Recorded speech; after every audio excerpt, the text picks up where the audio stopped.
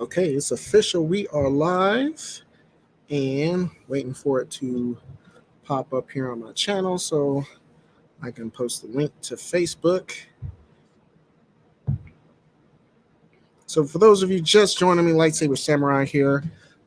We are joined by Leslie. You want me to drop your last name? Because I don't usually do that. So, Leslie of CD Trade or Trade Post Entertainment. Hello. I should say Trade Post Entertainment. You can find them here in lovely Wichita, Kansas at 1010 West Pawnee.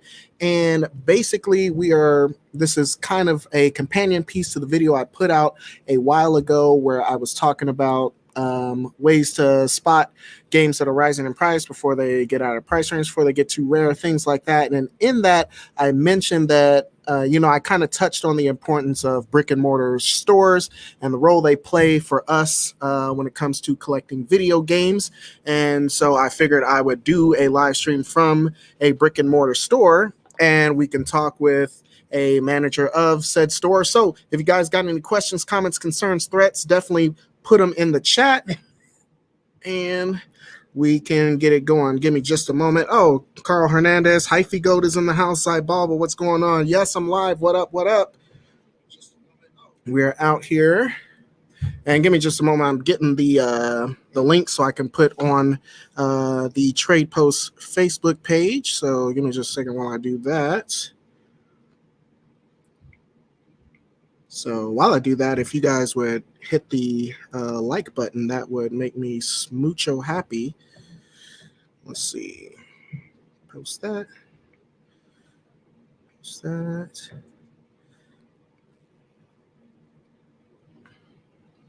Okay, link is up. And so, like I said, anything you guys want to talk about while we wait for more people to get in and get started here?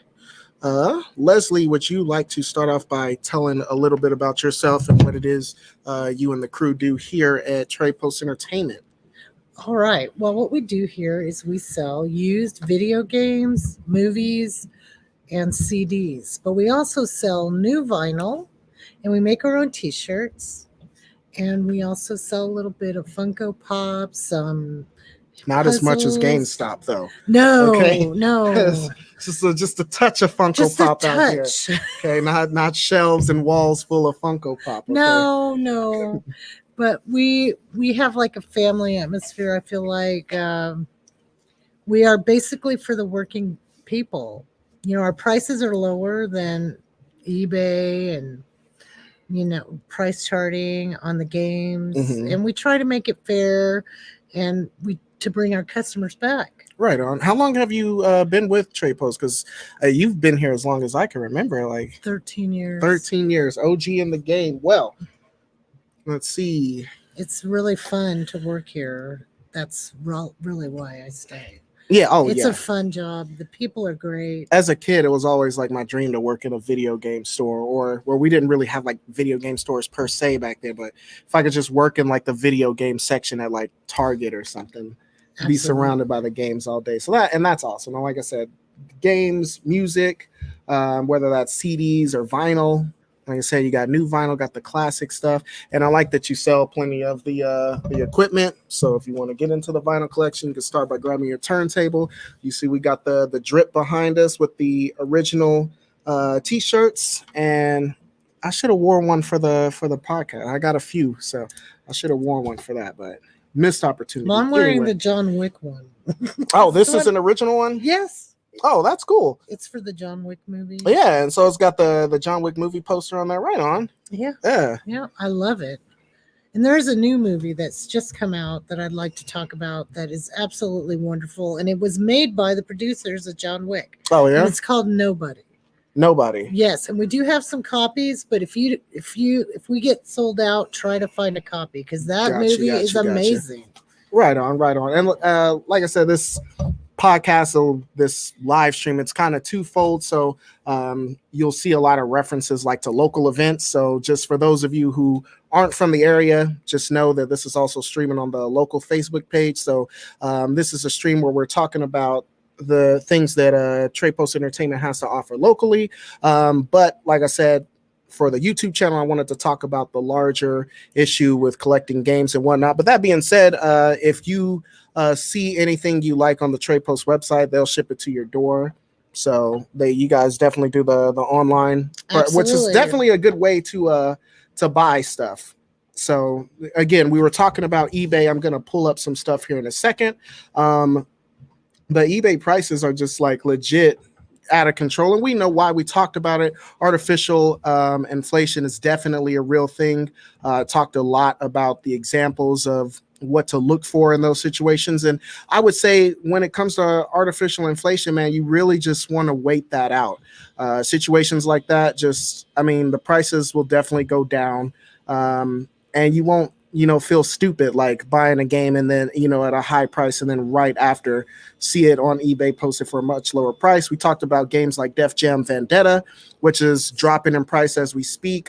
We talked about the DuckTales game in the last video, which has dropped back below $30 when last year they were trying to sell it for $100, things like that. So definitely here. So I'm going to share this little short video that I posted on. You might have saw it in the community page, or you might have saw it on my Facebook page if you follow me there. But we were talking about finance. I found some stuff here loose, which is definitely a good way to collect games in general. Like you see a much larger price drop when you find things loose. And I found some loose PSP games here. Found some reproduction cases that were really good, and just completed it like that so I can put it on the shelf. I'm not ashamed of that at all. I don't plan on reselling these at any point. Like my collection is mainly for me to play. So let's share what I got here. And so anyway, let me go back up to it here. So here's the video here. So you see couple of these games. Now, the games in question, both for the PSP, was Valkyrie Profile Lilith and Wild Arms. Both you can see the price there. We got the Wild Arms here at Trade Post Entertainment for $19.99, and then I got Valkyrie Profile loose for $24.99. And I'll pull up the eBay prices of that loose in a second, but that's what I paid for it here. And all I did after that, searched on eBay and found some really good reproduction cases just because I wanted to be able to display it on the shelves here. And here are the cases right there. They look fantastic. I got those for $8 a piece. So all in all, I got both of these games like in a case. It's not the original case, but again, for me, it doesn't matter. I just wanted something to look uniform. Those are two very expensive games that I got for under $50. And that's just the type of thing I'm talking about. Like it's, versus what you could do on eBay. And I'll pull those up because again, like even finding those games loose on eBay is out of control. Let's see here.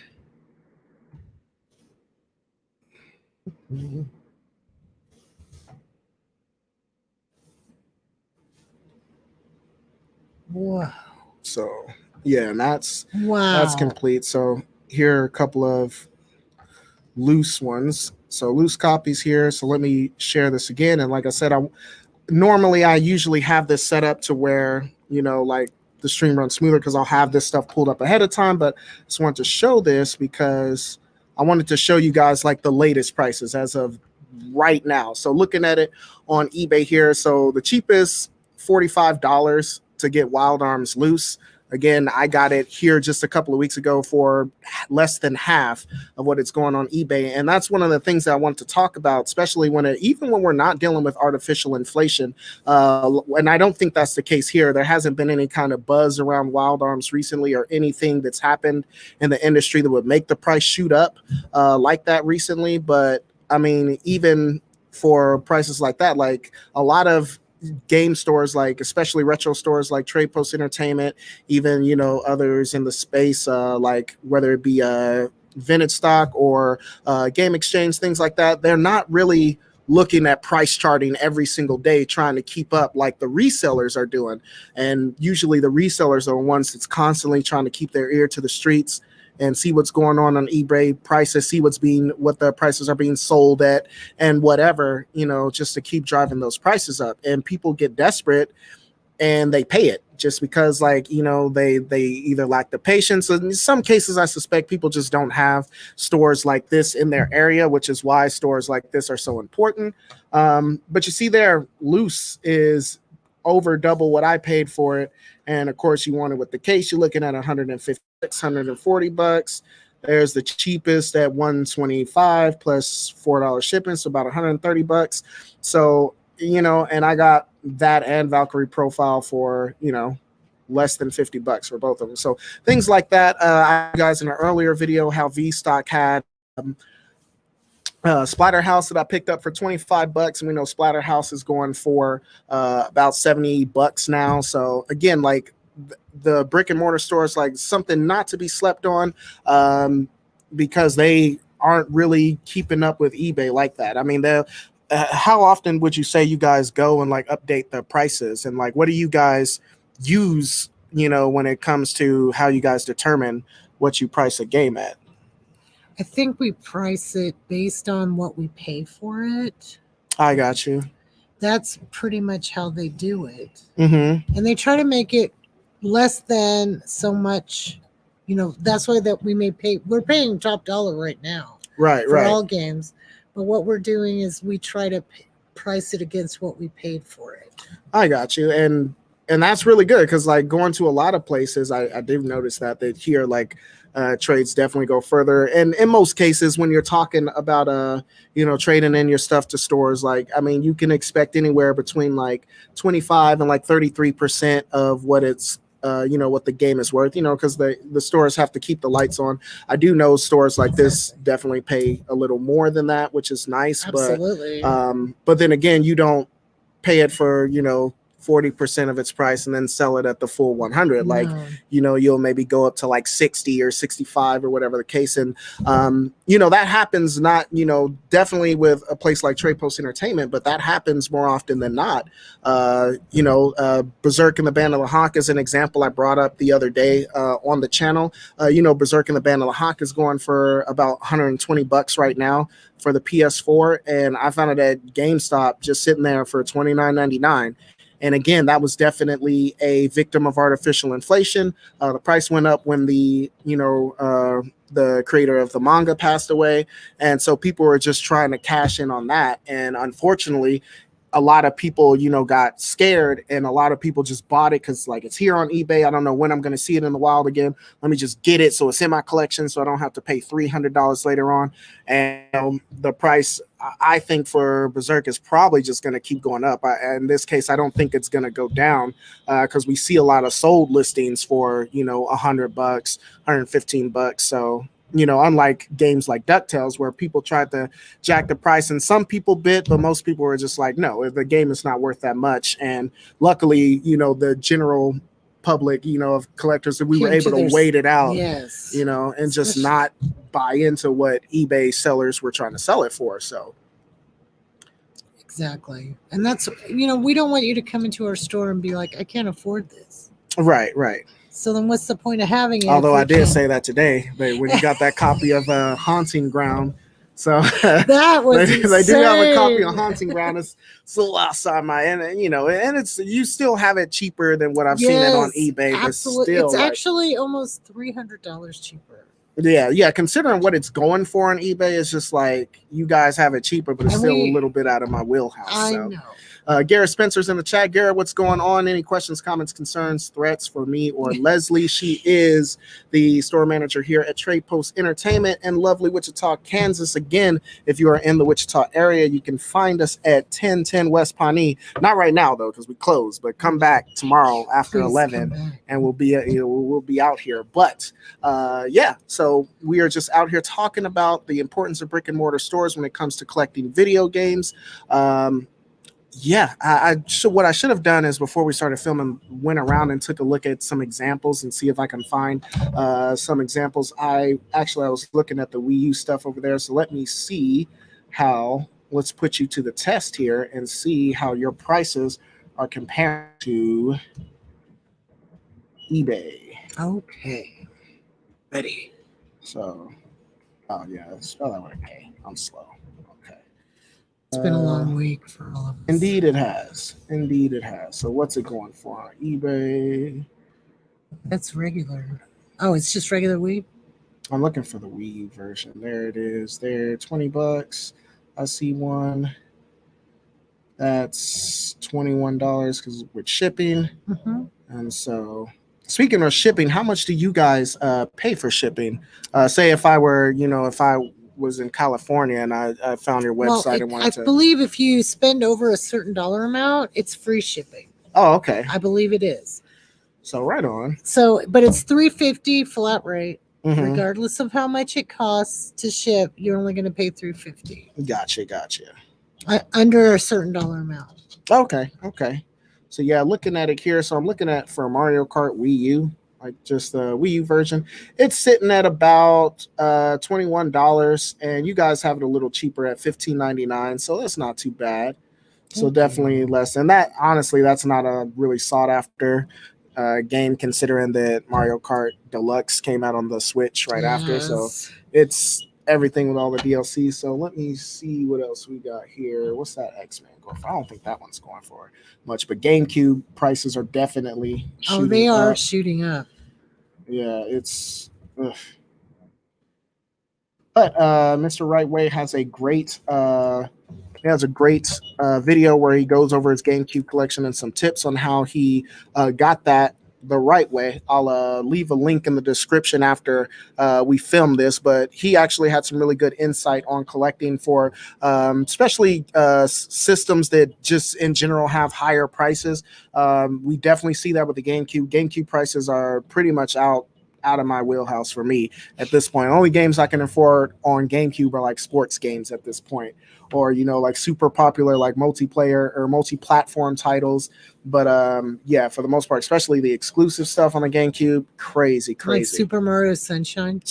And luckily games like Sunshine, the Metal Gear Solid game I got years ago, PN number 3 I got years ago, and so I just got lucky on that. But it was a few games I was like hardcore into PS2, so GameCube, like I just missed out on GameCube, and I missed out on the Dreamcast. Unfortunately, that's another system that's crazy expensive. And like I said, most of my Dreamcast stuff I got here in the store. Dreamcast games in general just don't pop up in the wild anymore, but when they do, I'm glad that they're actually really priced really well here compared to other places. And again, like I said, they just don't pop up often. No, they don't. What's going on in the chat? Let's see. Waves and Games is in the house. What's going on? Do you need original Xbox sports games? Have too many and would love to trade in when I'm in town. Oh yeah. So my friend, yeah, definitely. We will come in. We'll when we kick it in August. So he's supposed to come here in a couple of weeks, and we're gonna make some content together.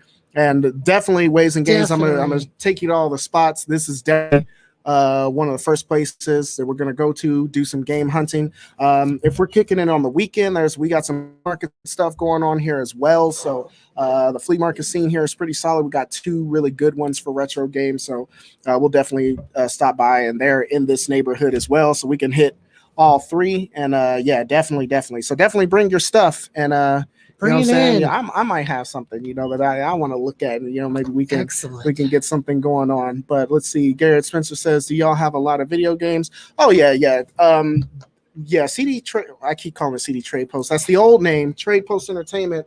Their selection is usually on point. Because I still have a CD Trade Post. I was gonna say you still got the CD. Yeah. But we are CD Trade Post Entertainment. And the reason we are changing over our name so much is because we want you to know we have more than just CDs. And that's true, yeah, because back in the day, like this was the place. This was like the music place. Sam Goody or FYE. Yes. Like back in the day, it was another place like that. And so, but unlike those places, those were like, like the mostly like the new stuff you could get, but CD Trade Post. But now you can also do your pre-orders here as well. We do pre-orders. Right. So you can do your pre-orders here as well for the new stuff. Right. On speaking of new stuff, I heard you got a PS5 in the back. I'm gonna need to get that. That is a lie. We do not have a PS5. Oh my god! I heard y'all had like 3 of them. I had a PS5. All I need is one of them. If I had a PS5 for sale, the world would know it. I would make sure you all knew it. I'd Yep. probably just call everybody individually And it and would say, be "Hey, here I've for got all one." of 32 seconds. We do not have one. Ninwa's in That the is a house. What's going lie. on? Boss says I came in right on time. Just now picked up a couple of GameCube games. One of them is named Zoids. Yeah, Zoids. I know which one you're talking about. That one has gone up in price too. Let me, since I got eBay up on the other screen, what is that joint going for right now? Let's see.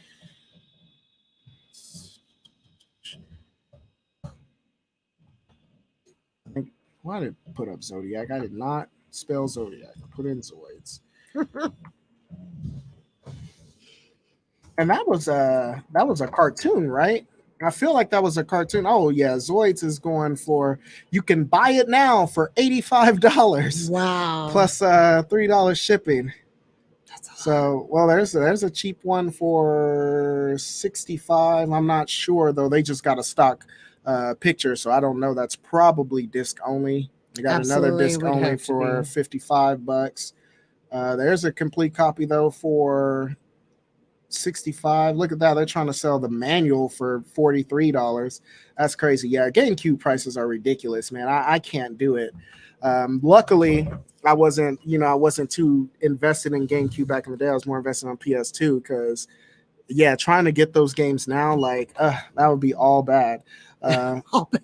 Said Waves and It's Games says, definitely pricey right now. Oh, But yeah. I mean, some of them we sell them pretty reasonable. Yeah, definitely. we do Like I try said, to I see a keep couple that- of GameCube games over there. Most of them are sports titles, but you got that X-Men Legends. That was definitely a fun game. I got that on PS2. And we have some in the case, yeah, like you the got some Sonic over there. Gems. Mhm. That's in the case. So yeah, like I said, you can still find GameCube in brick and mortar stores. It's starting to dry up, but it's just the prices are so crazy, and unfortunately, that's not artificial. Like I don't think any of those prices are coming down anytime soon. I don't think so. I mean, GameCube's always been that way. Yeah, though. GameCube has always been that way, and a lot of Nintendo consoles in general, especially when it comes to their first-party stuff. So anything with Mario in the title, or Legend of Double Zelda in the Jack. title, Oh yeah. like it's that's a no-brainer. Like if you find any of that stuff cheap, you might as well just get it because it's all eventually going to go up in price. Mainly that was because Nintendo for the last several generations has had terrible third-party support. So the best games on their console were their first-party titles, true. and so. We're definitely seeing that they're definitely correcting that with the Nintendo Switch, though. Definitely got a lot of third-party support when it comes to the Switch compared to like the last few consoles they put out. So Absolutely, I agree. I love the Switch, and I love how they're like putting the games, like 3 games in one, like the 3D. doing the combo packs. But even the Switches, that's one's kind of pricey to collect for. But you guys got a huge Switch collection over here. Yes. On the rack. We had one that went down today, but it sold. What was that? Remember, it was a Zelda one. Awakening.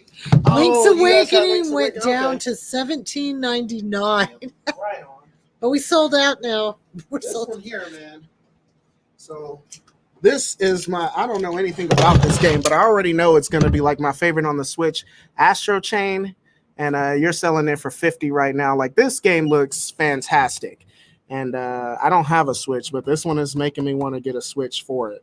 And this is definitely, I mean, it's Platinum Games, so it's definitely like the hack and slash stuff. That's definitely where I'm at. See, Wave says, I'll bring what I can. I'll be in the middle of moving and won't have everything with me. I got you. Garrett says, I wish I was there because there's a certain game I'm looking for on PS2 called Crime Life Gang Wars. I don't know if they have it over there. I know which one you're talking about. That also came out on the original Xbox too. I think I have it on the original Xbox, but it's in the backlog. I haven't played it yet. We're looking at it right now to see if any of our stores have it. Look at it. Yeah, look it up. Because if we got it, Garrett, we can talk. We'll send it out to you.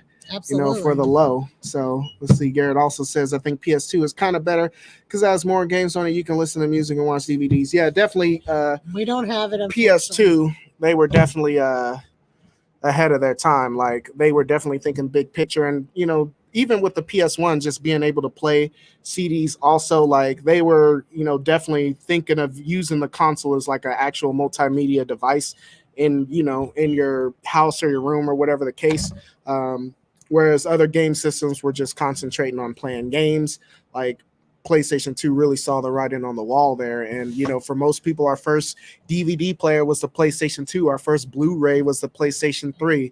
And, you know, for me, the CD player I had in my room growing up was the PS1.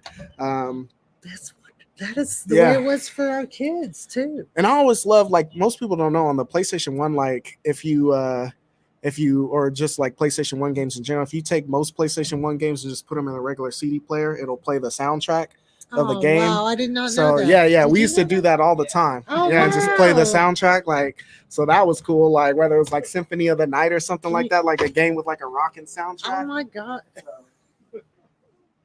Yeah. Gotcha. Okay.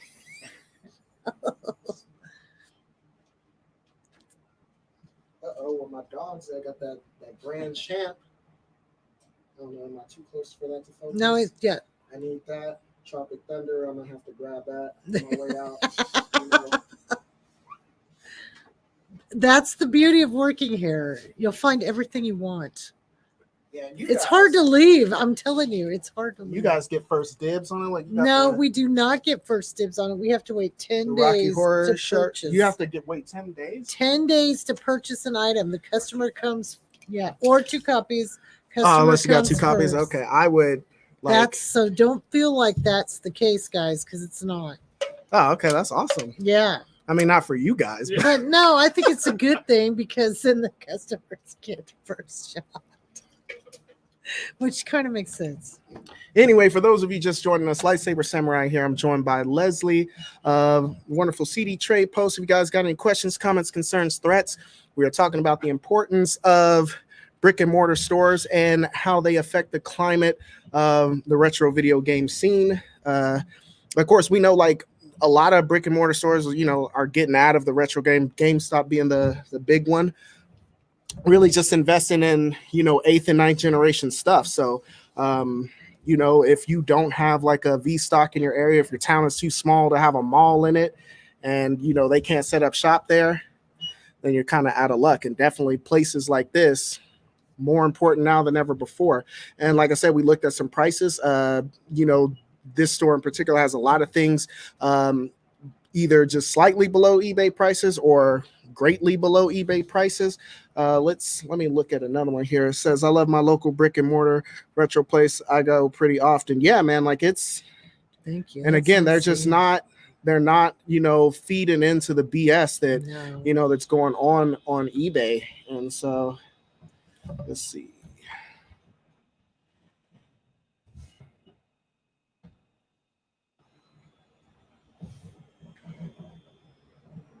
Oh yeah. Can you would you be able to get that haunting ground out of the case? Because definitely an example I want to pull up here.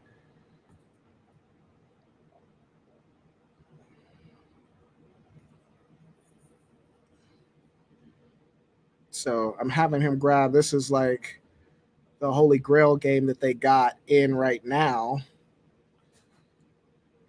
And let me get my screen share ready. Hyphy Gold said, oh, Slump God is in the house. What's up? Hyphy Gold says, yeah, I can't buy GameCube stuff online. Yeah, man, it's tough. So I want to grab this Thank here. you. So here is Haunting Ground for the PS2. I'm looking at this one heavy. You guys know I used to own it. I reviewed it for Halloween year before last. Fantastic game. I want to see if I can get that focus here, because you can see there they're selling it for $371.99. That is expensive, but Haunting Ground is an expensive game. Looking at it here, as I share my screen again. And this is one I'm looking at here on eBay, like $485, $505, $460. There's $89 for the Portugal version. Oh, I didn't know that was a thing. Yeah. So it looks like it's its own thing. It's not a PAL version. It's specifically, so, you know, if you speak Portuguese, if you're living in Brazil, you know, you might want to scoop that up on the cheap. There's a copy for $520. So, And it does says have the with the book box. and the yeah, that disc they're is saying this mint. one is complete in box. I don't know about that one though. Complete in box. But yeah, look Wow. at the prices on this. Crazy. 500, 560, 600, 500. There's a PAL version for 160. That's actually really good. So, but yeah, to get the US version, like arm and a leg to get that. And that's a Japanese version of it there. But yeah, to get it on to get the North American NSTC or NSTC version, looking at $600. So I mean, like I said, 371 is expensive, but again, that's still well under eBay prices. And again, like if they were sitting there every day watching what's going on eBay, they could easily sell that for 450. And you can sell that for 450 and still be below what most people are selling it for on eBay. So that's super crazy. Chaos Legion was pretty good when I played it 2 days ago. I think it would have been a good arcade machine. Yeah, Chaos Legion. I like Chaos Legion. I wish it, on the back, they basically compared it to Devil May Cry. I think it says on the back of the case, if you love Devil May Cry, you'll love Chaos Legion. And Chaos Legion was cool, but it didn't have the same type of mobility that Devil May Cry had. People give Devil May Cry 2 a lot of crap, but like being able to I was the first game that had the wall run and That wall all run, kind of that's stuff like hard. the double jump, the flips off of the wall. Like Dante was super mobile in the Devil May Cry games. That makes the action nice and fast paced, and the lock on mechanic where you can do the dash to the side and all of that. Like he was super acrobatic, and that really wasn't the case with Chaos Legion. He really didn't have the same as much as combos and things like that. But Chaos Legion is a fantastic looking game. It's definitely one of the best looking games on the system. But yeah, I did like Chaos Legion. I hope that one is one I would recommend you guys get now, because it's definitely worth the $20 or so that it's going for right now. But I would hate to I'd hate to pay for it once it gets to 60 plus, because it's only just okay in my opinion, especially compared to a lot of the other options that we had on the PS2. Slump says nothing like walking into a retro store and finding a steal. Yeah, like I said, I mean, again, 371 is still expensive, but it's not $500 or 465 or 75 or whatever Plus, eBay is paying. if you also if you bring us stuff and you take cash or store credit, you can use that towards buying that game. Right. And I mean, and like you were saying earlier, you guys are taking like more than ever before, in trades and we're and stuff. paying So top dollar, the top. I got some we're duplicates that Absolutely. we might try to get that haunting ground down, because I definitely think need about that it. back in the collection. We've had people trade, or I call it trading, but it's like cash or store credit, Mhm. and then use that money to buy a system. We encourage that behavior. We really do.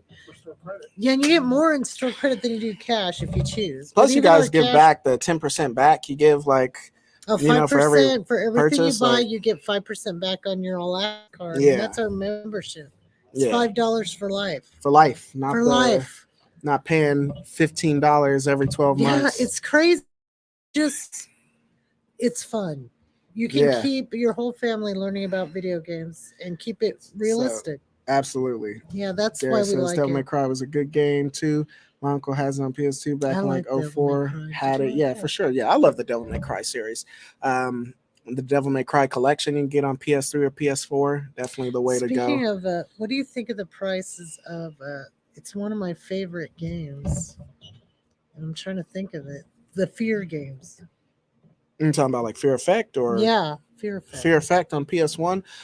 You can still get the first Fear Effect for pretty cheap. I think it's like sub $30. Let me see what Game Eye has. And I have the Game Eye app. A lot of you were asking me about it last time, what app that I was using to look up like the prices. And Game Eye uses price charting for their data. So I mean, it's just like looking on pricecharting.com, but I like it because What about I can log Silent Hill everything. games? Now those Everything are Silent Hill is crazy. expensive. Like, yeah, that's And I could kick myself for not getting yeah, it. that was definitely a series that I wish I had gotten Me too. in. Me like too.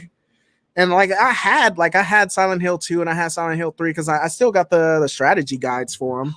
And yeah, I don't know. I just got rid of them at some point. That was So did before I. I was collecting though. And man, like Because I only I really knew. love those games. I did. Yeah, I had to bite the bullet. I bought the remasters on PlayStation 3. You guys actually have the Silent Hill collection on Xbox 360. And I heard that one, if I'm not mistaken, I heard that one was the better version of the two between the Xbox 360 and PS3. So, well, you should get a 360, okay? It's fantastic. It's a fantastic console, okay?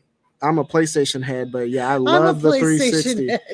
Let's see. Yeah, so Fear Effect, the original one is still going for $25. Retro Helix is shot up to 73 though. That's the one I was thinking of, the Retro Helix. And that one was cool because I remember, because they exposed, Hana, the main character, she was a lesbian. And so I'm like, oh, she got a girlfriend. I remember I was like 12 when that game came out. So I was like, oh. We're not going to talk about how that was. Oh, yeah. I forgot. Got to keep it PG. Lesbian is PG, right? No, not that. The age I was when the game came out. Oh, yeah, I was 12. Like, yeah. And my dad was like, what game is that? I was like, oh, see, it's not bad. It's like a cartoon. Yeah. He was like, oh, okay. What's that M? That M. M is for men, Dad. M. That means it's a game for boys, okay? Oh, okay. I think about games. Your parents, like, every game is the Nintendo. I got them that Fear Effect game on the Nintendo. Like, every game console is the Nintendo when it comes to like your parents. Like, it's true. We be in there on the PlayStation. Y'all get off that Nintendo and come here, wash them dishes like I told y'all. Oh, okay. Yeah, it's funny when you think about your kids taking on the old systems. Mm-hmm. So, because my children have all the systems. They have a GameCube. I took all my my parents. They only had the Nintendo when they were little. It's our fault. We shouldn't have let them drink around it. Oh, it spilled water. That's lame. Yeah, it Slump wasn't their fault. Yeah, it'd be like that. Little kid. They didn't stuff. know. But PS1, they took that. They have it all. Mm-hmm. Well, not all of it, but they have quite a. Yeah, like I said, I still got my mom's Atari 2600 and the game she had for it.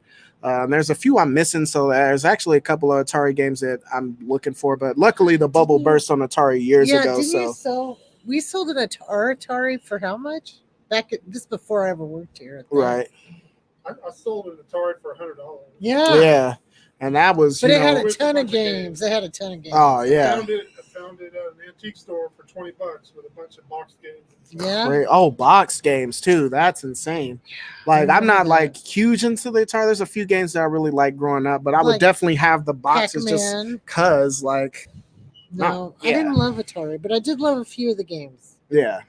So Slump says, I wish there were more video game shops around me. Most didn't survive the pandemic. We just have vintage stock now. And that sucks because I remember a few years ago I was up in the KCMO area, and you had a couple of little shops over there. And there was one, I can't remember the name of it. And I think we had talked about it before. I think it was from the same one. You did a video like a year or so ago where you had some Famicom games. It was the store where they give you like the grab bag of like Famicom games, and I was heavily into like grabbing Famicom stuff, and they had a great selection of like imports and stuff like that. So I hope that store survived. It'd be sad if that one didn't, but yeah, I remember that. Let's see, have you ever heard of Devil Kings? Yeah, I buy Devil Kings?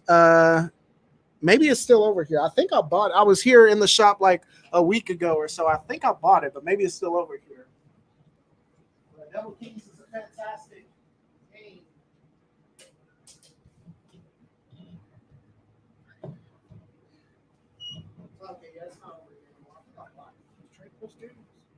Well, we do have a new store. We have a store at Harry and Rock that's changing into Trade Post Games.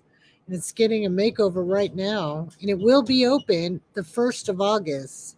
And it's right next to that awesome sushi place. Right on the corner, y'all know to the left. You know that one. We're not going to say the name. Down from Maddie's. Named after a famous kung fu to the left star. of that restaurant, and it will open August 1st, and it's called Trade Post Games. Yeah. So they're going to have great prices and a huge selection as well. We'll still have our selection, but y'all need to come check that out. I was going to ask, too. when they shut down temporarily, did they give you any of the stuff they had in there? No, they're sitting on all of it. Dang. Because they're going to open in 2 weeks. Yeah, that's true. It's only 2 more weeks. So it's going to be a beautiful store, and it's going to have a great manager named Gabriel. And if Gabe could just pop out and say hi real quick, that'd be great. Come on. Everybody. That's Gabe. He's the manager at Harry and Rock. That's right. Oh, I'm glad we hooked up with this cord here. How's the stream been looking, guys? I've not been following. Normally, I follow the stream. Yeah, I think It's been looking okay, cool. Because Yeah. I still have the camera set to 4K. Usually, when I do these streams to save on bandwidth, I'll tone it back down to 1080p, and then StreamYard basically just puts broadcast that signal in 720p. So right now you're looking at a 4K signal, like down sample to 720p. So it should still look super crisp, but I generally don't do that because it saves on battery and my stream gets a little laggy. So hopefully it's still looking okay. To answer your question, Inwans, unfortunately I was gonna show Devil Kings, but I bought it last week when I was here.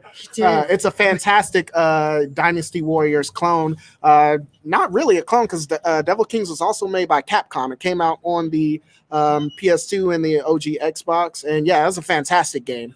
And one that nobody talks about. We'll definitely have to look at it on the channel when I dive back into my hidden gems for the OG Xbox. So you had it on the PS2. Daydream, that's the one. Slump was called Daydream.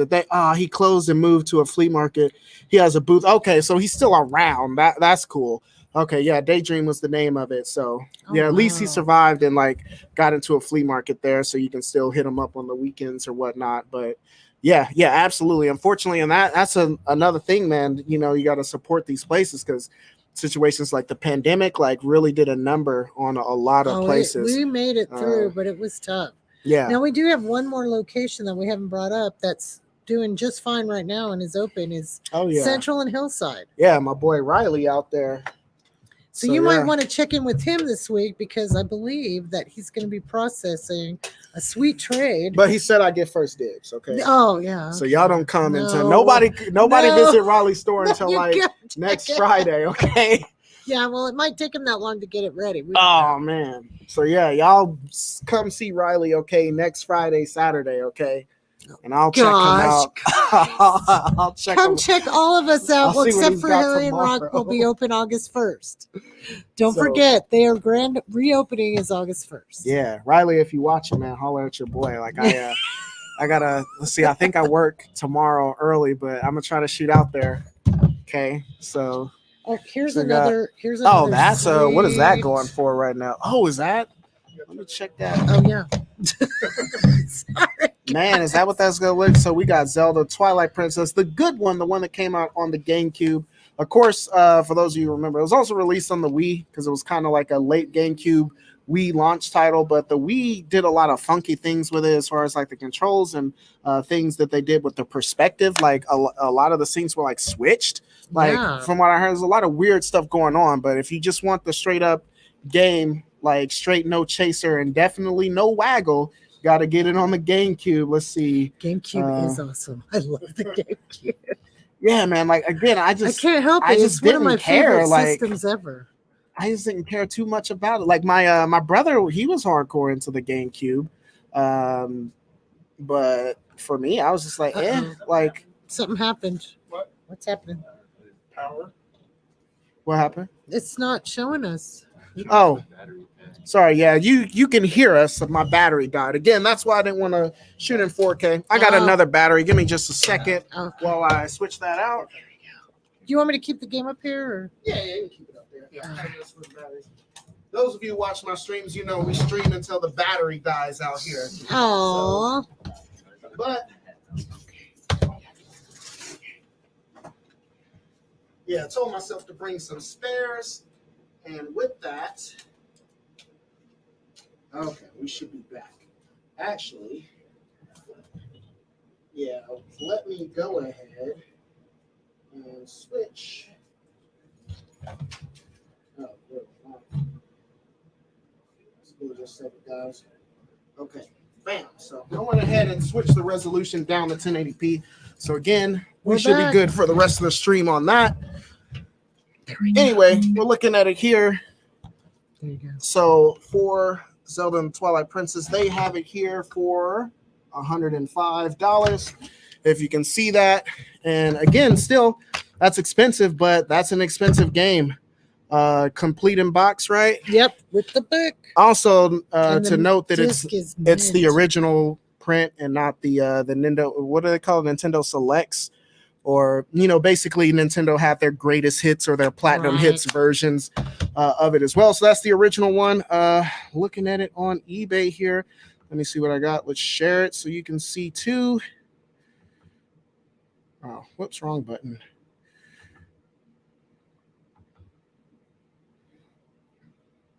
Say you wish you could have. Hey, River Raid on the Atari was a really good game, and that was one of those rare, like really good arcade ports, like from back in the day. Because we used to play River Raid in the arcade all the time, and that was one that translated really well to the 2600. You see it here, cheap as that's pretty decent at 120 plus $5 shipping, 125 plus $8, so like 130. They're bidding on it right there. Wait a second. Oh, no game. That's just for the case. Wow. I was about to say, like, whoa, I was going to grab that like right now. But yeah, like I said, besides the bids, like, cheapest I see it here is $100. So pretty much what they're selling it for here in shop. And so, yeah. So like I said, again, very competitive with what you see out there in the wild, or at least on the internet. So Absolutely. wish I never got rid of my GameCube collection. I used to have Twilight Princess. Yeah, man. I'm with you, man. I don't. Yeah, I think I got it on the game, or I got it on the Wii. And like I said, I was disappointed with that version. Like it was. I remember it was cool at first because like I was actually like about the motion controls. I'm like, oh yeah, you could like.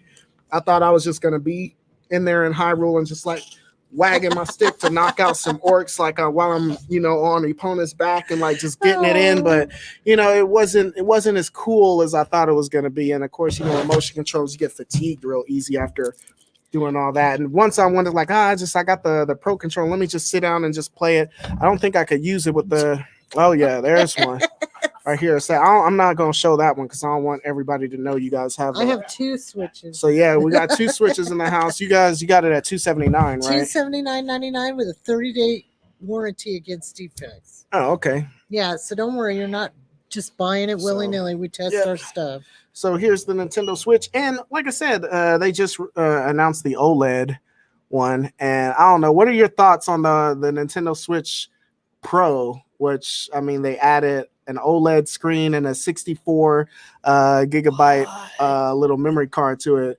VGL is in the house. VGL, what's going on, boss?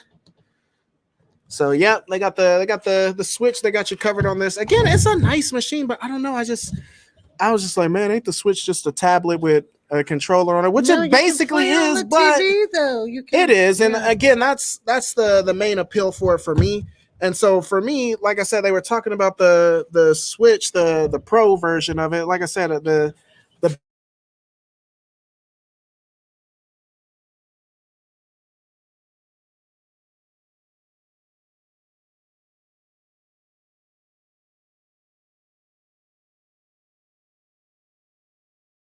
we will see. Okay, did that bring us back? Oops. Okay, sorry, we tripped over the over the cord here. Yeah, you good? Yeah, as long as you're okay. It's all right. It's all right. All right. Poor guy. Okay. So yeah, sorry we lost signal for a little bit. Let me see what that did. Oh, he saved the Switch. Yeah, because he was holding the Switch. Like, so he tripped over that and pulled like our internet signal out, but he had the Switch in his hand, and so he had saved to. It. He had to do that. So that's dedication. So yeah, let me play just to make sure we are sitting okay. So look to be okay on stream right now. But yeah, guys, what are your thoughts on that Switch? I was gonna do a video about it when it was announced because honestly, I wasn't super impressed with it, but at the same time, I wasn't surprised. Like a lot of people were, really upset with Nintendo because the Switch Pro really isn't pro at all. OLED screens, the PlayStation Vita was doing that in 2012. So it's like, what I mean? But again, that's pretty much like consistent with what we see with Nintendo. Like Nintendo has never been ones to push the boundaries when it comes to technology. They usually tend to push like when it comes to innovation, but I don't know. You know what I'm saying? The N64 was, that's a console that was using cartridges in an age of, CD-ROM. Then you had like the GameCube, which was okay, but again, they were using the mini disc instead of, DVDs. I liked it. I liked it a lot. The Wii again. I like the Wii. Wii came out. I like the Wii too, but it wasn't, You know, it didn't broadcast in 720p or 1080p, But and here's the didn't deal. have a The built-in Wii hard U drive. was not that great. The Wii U was not that great, but honestly, I feel like if the Wii U had come out in place of the Wii, I think it would have done much better, you know, because that was Absolutely. basically, you know, it was on par with the PS3 and the But 360 you for the couldn't most play part, GameCube games on it. but you couldn't. You couldn't. That's the And that beauty of the was Wii, because it gives you two systems in one. definitely, especially like when it comes to playing GameCube games in 480p. Because you couldn't do like higher definitions like 720 or 1080, but still like to get 480p, like the Wii was the way to play GameCube games. Because And plus, you could have like for your if you have a family, you can play the younger games on the Wii, and then have your GameCube. that's games. Nintendo in general, though. Yeah, That's the GameCube too. I They know. got like 2 rated M games. I know, but for each I don't know. I system. just loved Luigi's Mansion. Is one Luigi's of my Mansion was- favorites on the GameCube. It was I liked it. I like it a lot. Nah, yeah, I was too angsty to get into Nintendo at that time. Like I Too was a young guy. Yeah, I was a angsty? young teen, man. I wanted to see some blood Oh, out here, I got okay? you. I got you. Like Well, that's when the Silent Hill games would have been just right for you. mhm. Oh yeah, and they were, like I Oh, said, yeah, but those I are got good. rid of all of them Me too, because I ain't got no sense out here. Neither did I back then. Hey, Filippo's in the house, says, what's up, Lightsaber? What's going on? Yep, VGL still in the house. If you guys are just joining us, we're talking about basically anything, any questions, comments, concerns, threats you guys may have for us, as well as talking about the importance of you know, brick and mortar stores in an age of like, you know, honestly, like I think we are coming to the end of like physical media for video games, period. You do? Oh yeah, as of right now, like, you know, digital, it's basically 50-50 right now. What companies make from digital sales and physical sales, it's literally 50-50 right now. So at the way things are going, like I said, you can expect this console generation to last at least, you know, through 2025 or so. And you know that, you know, because the average generation gets about 6 years, so 2025, 26, 27 even, you know, we could still be on PS5s and Series X's, but if things keep going the way they are, then by the time we get to the 10th generation, I mean, those systems could be all digital. And Just imagine the prices on the physical copies. yeah, again, and that's an interesting point, because I often talk about, you know, the bubble bursting when it comes to, you know, the price of retro. Like we saw it in the early and mid 2000s, you know, when eBay was really just becoming to be a thing. Like Atari 2600 prices were through the roof, like whether it was that or Magnavox Odyssey and all of that stuff, like all those consoles, crazy prices at the time, because a lot of those, you know, kids, you know, who were teens in the late 70s, early 80s, they were in their late 20s, early 30s by the turn of the century, and they had the disposable income, and nostalgia brought them back to those machines. Of course, now you can get that stuff super cheap on eBay because all of those collectors have been satisfied. They all pretty much either got what they wanted or gave up, and so there's no more demand for a lot of that stuff, and so the bubble burst on it. Now, you know, where I used to see like Atari 2600s being sold on eBay for like $250 and this and that, and yeah, you can get one for next to nothing nowadays, just because, you know, the demand isn't there. So I suspect we'll see a similar a similar thing happen in the next, you know, even 5-6 years when it comes to NES, Super Nintendo, Genesis, things like that. But when it comes to these later consoles like 6th, 7th, 8th generation, like, you may not see that simply because there won't be any more physical, you know, consoles after that. So this will be it, and this will be the last of any type of game you can get physical, you know. Like, so that's an interesting thought. So it is, but I don't know, only time will tell. Let's see, not really a Switch Pro, bigger screen, inside specs are not beefed up though. Yeah, it's literally the same machine. There's nothing, there's no more horsepower in the Switch Pro. But again, like, that's, you know what I'm saying, that's to be expected from Nintendo. Like, they, you know, the Switch wasn't really that much more powerful compared to the Wii U. I mean, honestly, when you look at it, like, a lot of those games, you know, for the first 2 years, like every Switch game was basically a port of what was on the Wii U. And so, like I said, true. yeah, horsepower wise, like, they're darn near neck and neck. But again, Nintendo really, they push the boundaries when it comes to innovation and not so much when it comes to, you know, what's under the hood. So Like that Animal Crossing's game. that, yeah, every time Animal Crossing comes out, like it consumes people's lives. It really does. I was afraid to get into it because I didn't want that to happen to me. I lost my girlfriend for like 3 months when that came out. I'm telling you that animal, because you can chat with your friends while you play across the country. Her it's and her amazing. friend, like, yes. Come check out my island. Look what I did on my island. It was Animal Crossing. Like, that's an event when an Animal Crossing game comes out. May have to hit you up here soon. Plan on taking a trip there soon. That's what's up, Slump. Like, I plan on taking a trip to Kansas City too. Like I said, my homeboy Lord Zybalba, me and him grew up together. He lives out there in the area now. Been meaning to get my butt out there. And like I said, I would love to link with you and make some content. Like I said, Ways and Games is going to come down here week after next, and we're going to make some content for both of our channels, and it's going to be dope. So I'm excited to see that. Player's Choice. Yeah, that's what I was thinking about. Player's Choice. So thank you. I was thinking about their kind of greatest hits, platinum hits equivalent. And yeah, it was called Player's Choice. So how much does a new console generation boost sales of a console, accessories, and games? So this is a question for you, Leslie. So he's saying, how much does a new console generation boost sales? Now, are you talking about accessories and games for the previous generation? Or are you talking about for the current generation? Like, for instance, like, how does, like, you know, say like when we started with when the PS5, the Xbox Series X came out, like what did that do to the sales of controllers, accessories, and games Of the new gen? Yeah, that's what I'm trying to figure out. Are we talking new gen or are we talking about The previous gen? Yeah. Well, Like I said, I could see it may perhaps even, you know, I could see it rising the prices.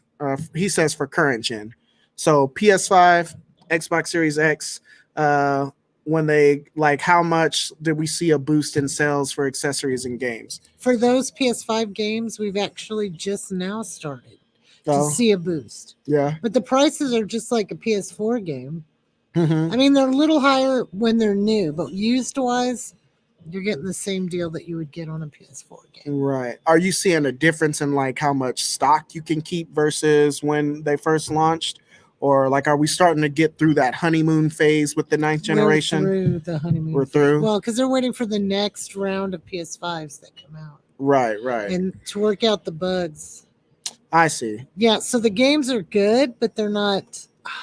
I gotta have it. And that's how I felt. Like I said, I am excited for the PS5 and the Series X, but for me, I mean, it's But the Series not really X, worth. you can do it on the Xbox One or Right, the right, Series right. X. So that has stayed the same. Yeah, and they both got backwards compatibility. So I would expect that maybe you saw an uptick in sales for PS4 and absolutely. you know, Now Xbox that's One. always been though. Yeah. And like finding controllers for the use for the PS4 has always been hard because you got to make sure they're not broken. You got to make sure they're Right. Yeah, and that's just the thing. Like, it is hard for me to find like controllers, like for, you know, and even the older systems, like PS3 controllers. Like, good luck finding like a Sony brand PS3 controller. Like, they are tough to find. Well, good luck finding one that's not broken. Mm-hmm. That's the hard part. And when we do come across a gem like that, we don't jack the price up. We just sell it for what we would sell it for. And see, to me, that's what's fair. Mm-hmm. You know, jacking it up to like $80, that's crazy. Right. I think it's $29.99. Oh, okay. For a PS3 controller. Yeah. And that's not bad because, again, like, people are selling those for big bucks. Like, but PS3 controllers, like, you can get lucky. Like, because I see them pop up every now and then on like Facebook Marketplace. And again, Facebook Marketplace is another, you know, I would definitely take that over eBay. Again, though, you might not have like the best selection. You know, you're not going to have as good a selection. But man, I still find good deals on Facebook Marketplace all the time. And, you know, I don't have to drive around looking for garage sales or driving out of town to, you know, catch this or that. You know, for you know, those of you who like to resell, for me, like I said, I just don't have the time like to go around and do that. So, you know, I'm resort to, like, again, like my main mode for like adding games to my collection is coming to places like this. So Mhm. again, because I really just don't have the time to travel to find those deals or to take a day or two to just try to hit all the garage sales that, in hopes of finding something, or trying to hit Yeah, I all don't the have that time the either. Goodwills to try to find something. So like I said, your selection is always pretty good, and usually I can find when I tell myself like, oh, I'm gonna start looking for this game. Usually I can find it, here within a few weeks. It'll pop up here, or somewhere else. And like I said, you guys got the wish list. Oh yeah. So man, it's crazy because Xenosaga 3, it was a wish list item, and I got it here. You sold it to me for $16.99, and that was like 2 years ago. And you just called me randomly. I put it on my wish list like years before that, maybe a year or two before that, and you random called me like, hey, got a game on your wish list? And it was like, what? It's like Xenosaga 3. And I'm like, dang, I forgot I put that on there. And so luckily I got that back then for $16.99, because Xenosaga 3 is going for like $3.50 now. Oh my goodness. So- Dang. That's a big jump.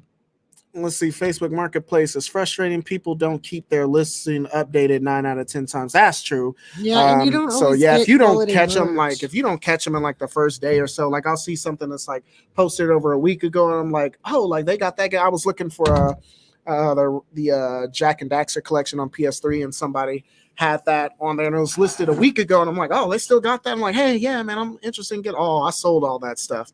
It's like, why you still got the post up? Like, yeah, that's not good. luckily I don't did like- find it for $5 on Facebook Marketplace like a couple of weeks after that. But yeah, I was just like, dude, like it'll be to the point where they'll sell the item and won't even take the post down. So yeah, you're right. Like Facebook Marketplace is kind of janky like that. But Yeah. let's see.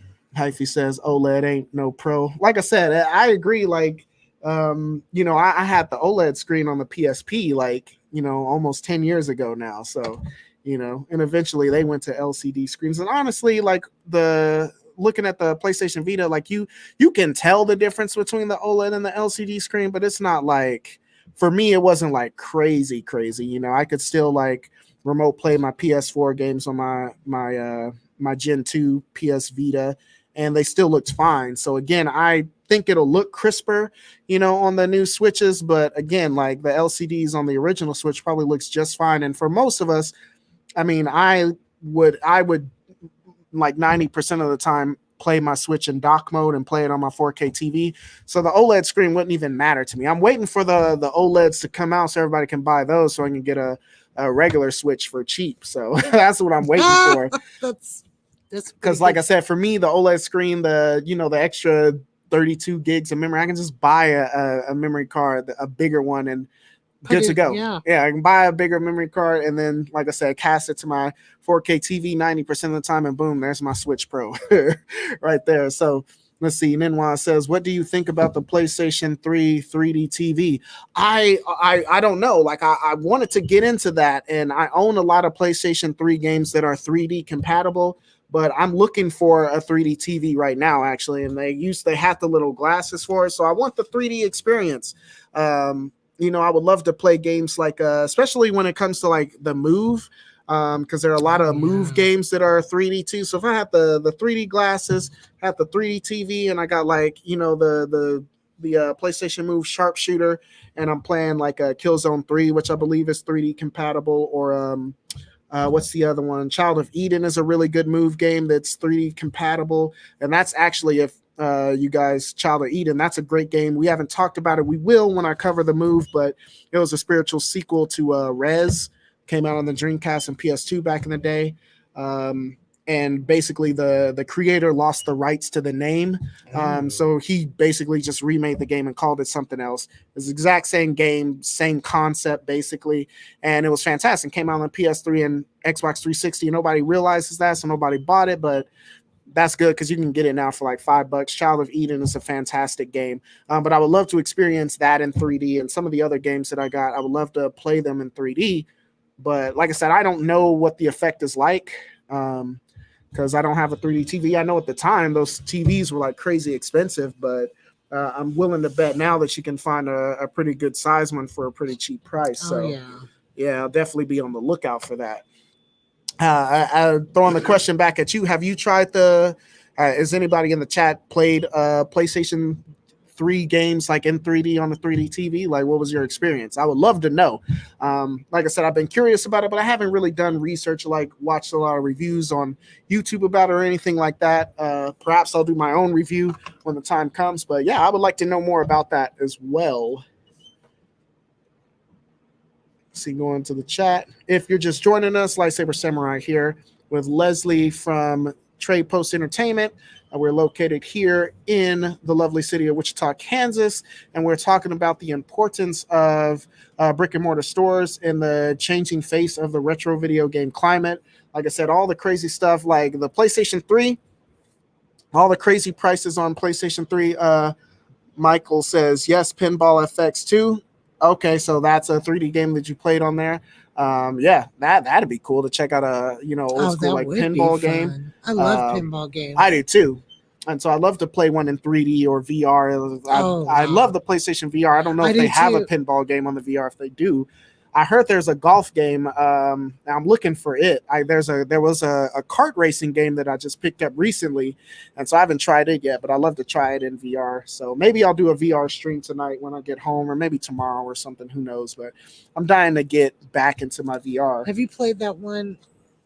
Rush of Blood, I think it is. Rush of Blood. Is that on the VR? Yeah. I love that. Yeah, that game is super scary. Like I love that. I mean, but it's scary in a good way. Like it's not like freaking Resident Evil 7. Like that was like stressful.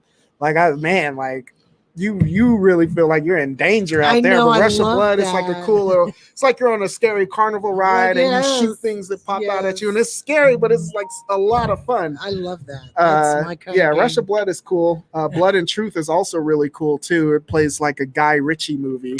It's fantastic. There's a lot of cool games. There's that new Darth Vader game I want to check out. I haven't played that in VR yet, but yeah, definitely trying to keep up on my VR collection. Because I definitely think those games are going to shoot up in price hardcore. Like in the future. VR is a blast. That is just a blast. Mm-hmm. It takes you out of what you're, it keeps your mind focused on the game. When you're in the VR. I tell everybody about Skyrim in VR. Fantastic. Like that's still like the coolest VR experience. Like you really feel like you're there. You get some good headphones in there and you're really out there, and you can play with the wand. So like, to use your bow and arrow, you actually have to do the bow and arrow motion, and combat is cool because you just flail around and slash people, but you can do you're moving in 3D space, so you can do things in the VR version that you can't do in the regular version. Man. Like I can stabbing people is something that you can do in VR that you can't do in the regular game. You just slash, just like this, but like I can stab people in the face or whatever the case. Like it's fun. Like I'm gonna have to watch you do that gameplay. Yeah, VR. Okay. Yeah. Skyrim VR. I swear by that. That was a fun experience. Star Wars Squadrons. That's fun in VR. I just got the Thrustmaster flight stick too, and so they recently got those back in stock. So it was I paid $85 for it, something like that. 70, 75, 85. No, it was good because they were selling them on eBay for like $150, $200 because during the pandemic, like there was a shortage on that stuff, so you couldn't get more of them. So yeah, people were being crazy with that. The Street Fighter table in 3D, Quest first person, Metroid. Oh yeah, that's what's up. I'd be down for that. And that I assume just came out on the Pinball Effects. That's on the PS3 probably then. So yeah, I'll be on the lookout for that. Hopefully it's not crazy expensive like some of these other PS3 games we're talking about. And like I said, brick and mortar stores like this still like have like a huge selection of PlayStation 3 games. I find PlayStation 3 games every week, here and all the other trade post stores in towns, and even some of the competitors. I mean, like it's crazy because people are going mad like with these eBay prices. And I'm telling you, like a lot of these high expensive eBay games like you can still find in brick and mortar stores for like a regular fair price. Like a lot of them like regular prices. Like if you're quick, like you can get any game that you see shoot up one day on eBay, literally that day, go to look for it at the brick and mortar store. I guarantee you they'll still have it at a great price for weeks, after. Like, again, they're not literally hovering over their computers all day, like every day, like trying to, keep their finger on the pulse of what's going on eBay. A lot of stores, like, I imagine they just want to move the merchandise at the end of the day. And you can't move the merchandise if it's crazy expensive and no one wants to buy it. Like, no, and so, if you're working, you don't want to pay that price, and we know Right. that. Right. That's our whole thing. We know. Yeah, and see, that's we're the all advantage. the same, and we know, and we don't want to jack it up so high you can't afford it. Yeah, that's the 'Cause that advantage of doesn't make eBay. Like, sense. you can sit on it for like 2 years, and it won't cost you anything. Like, it doesn't cost you money to keep it on eBay, or you ain't got to worry about like sitting on it for 2 years. You don't have to worry about keeping the lights on or paying employees in the meantime and all that good stuff. So yeah, it's. Oh, I was looking for pinball effects. Let me see what we got on that. Somebody had a good question for Leslie. They want to know what the rarest game you've seen come through the store is. Oh, God. Ooh, what is the rarest game that's come through the store? Jose said that the NES TV you had one time was probably the rarest. I would say, yes, you that had was insane. Yeah. And we got that right before the pandemic started. Right. And then we just played it and watched it through the pandemic because we were, right. And then someone finally bought it. Yeah. After. Yeah, after things. But I down, did not think I would ever see one of those. Yeah, TVs. That was crazy. And yours was in great shape too. I'm going through my files here because I feel like I filmed it at one point, so I might have some archive footage of it. Because we had to play it every week to keep it nice. We kept a game in it because the door was missing, so the dust. And that was the only thing that was wrong with it. It had the missing door, but it had all the feet on it, which is like hard to find, like for those sharp Nintendo TVs. Like there's always like a missing foot on it. So we would test. And you have the controller, or you have the remote to it, the remote control to it. We had a NES controller, but we didn't have. The remote. Because I was gonna say, it's hard to find those with the remote, but you sold it at well below like the market value. We sold it for like $400. Yeah, that's crazy. I know. We were just trying. I was thinking about it, but then I was just like, like I don't know, like I don't really do Nintendo like that. And it was big, and they're heavy, and it's like, do I really want to do that? That was awesome. I remember when Chase, one of our former employees, brought it in. And we were just so excited about it. We played it every day. Yeah, because we played Duck Hunt every day. Yeah. Until people kept buying the Zapper gun and the Duck Hunt, just not the machine. Right. And and it's crazy. I'd have to wait for another gun, and then I'd play Duck Hunt again. I would be like, "You're buying my gun." Now, for those of you who have the Nintendo Sharp TV, because I can't remember, like, could you hook like other consoles up to that? I imagine it had like the AV ports, so you could hook other consoles up to it. And like I said, that's if you're gonna have a CRT TV in your collection, that's a great way to have one with a built-in NES on it. Like, it was. You know what I mean? Like, that's a great way to do that. So we played some really good games, and we played some really bad games. Mm-hmm. But yeah, it's definitely like one of the rarest items I've seen in here as well.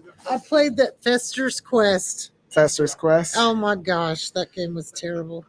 But it was fun. Yeah, I remember. I remember Fester's Quest. We were playing it here for like 3 days. I didn't like the way Fester shot. Like when you shot, like it kind of like it looped in a way that like I would miss enemies like right in front of me. Like it was hard to shoot. Yeah, I remember that game.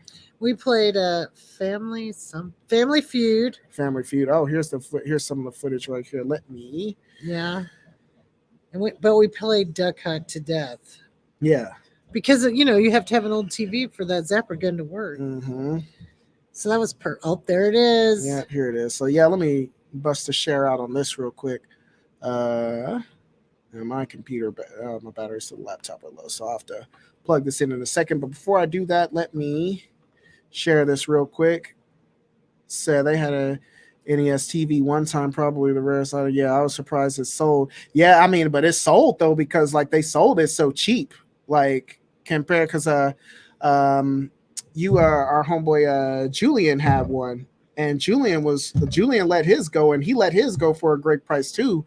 But it was still like he still let his go for like $6, I feel like. But do you have the door? And like I said, I think it was missing the door. It was missing one of the feet to it. Wow. But still, like people will pay for that, like just because they're so uncommon. Like even if it's a little beat up, if it works, Oh, then it it's worked, still, yeah. it's still worth the price of admission. So yeah, that's why it sold, because they sold it for like $400. But man, like I said, if I was more into Nintendo, you guys know me, like I kind of low key got some beef with Nintendo. But if it wasn't for that, I would have bought it. Low key got some beef. Let me go get that cord for you. Yeah, man.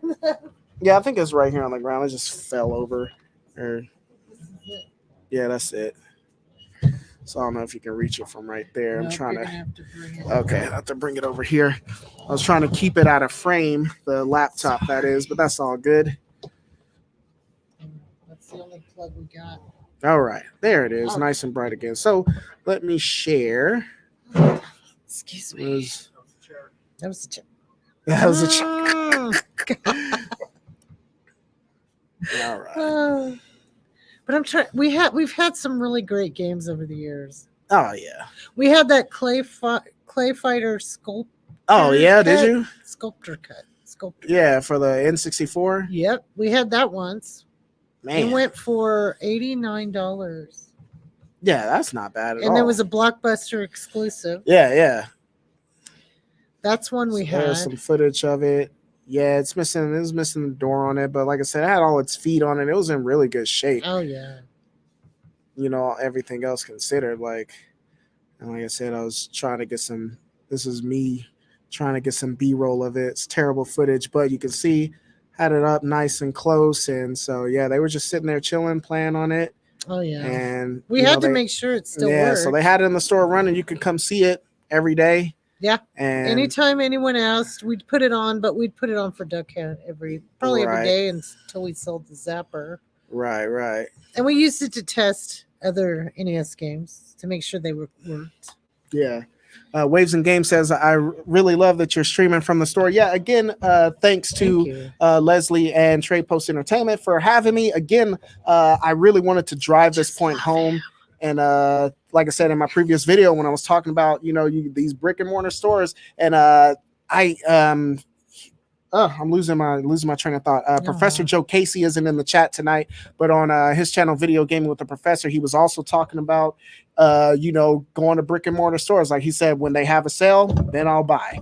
If they don't, then unless I still go and visit, and like if I see something that I know is going to be rare, then I'll pick it up. Is what he said. And like I said, we're not spending our fortunes on eBay, and because he and I, we're not resellers, so we don't. And we don't have the time to travel and do all that. And like I said, my car is crappy anyway. Like I'm not driving my truck 500 miles a week, just to get a game that's, 60%, below market value or whatever the case. If I was in a position to do that, I might, but like I said, I'm not. So the brick and mortar, like I said, the places like this come in clutch when it comes to building my collection. Again, 90% of my collection, probably of my collection, I would say probably about 40% of it came from this store alone, like this building here. So Thank you. I mean, and again, I did a lot of, you'll see in my collection, like in my hidden gems, when I'm pulling up, putting the game in the camera, I keep the Trade Post sticker on there, and you can see my copy of Xenosaga Saga 3. Like if I was at home, I would show you right now, $16.99 is what I paid for it. I showed you the clip earlier of me grabbing a Valkyrie Profile and Wild Arms for the PSP, both for less than $50. And we saw that even loose, that Wild Arms is going for like $45.50 loose. Yeah. And what's I didn't check Valkyrie Profile for the PSP. What's it going for? I'm not sure. Yeah, man. I hope not. So listing, let's see. That's a great price. So it's going for about $80. I'll share this real quick, but it looks like complete in box, and actually that's gone down from when I seen it from earlier. So we might have hope for that.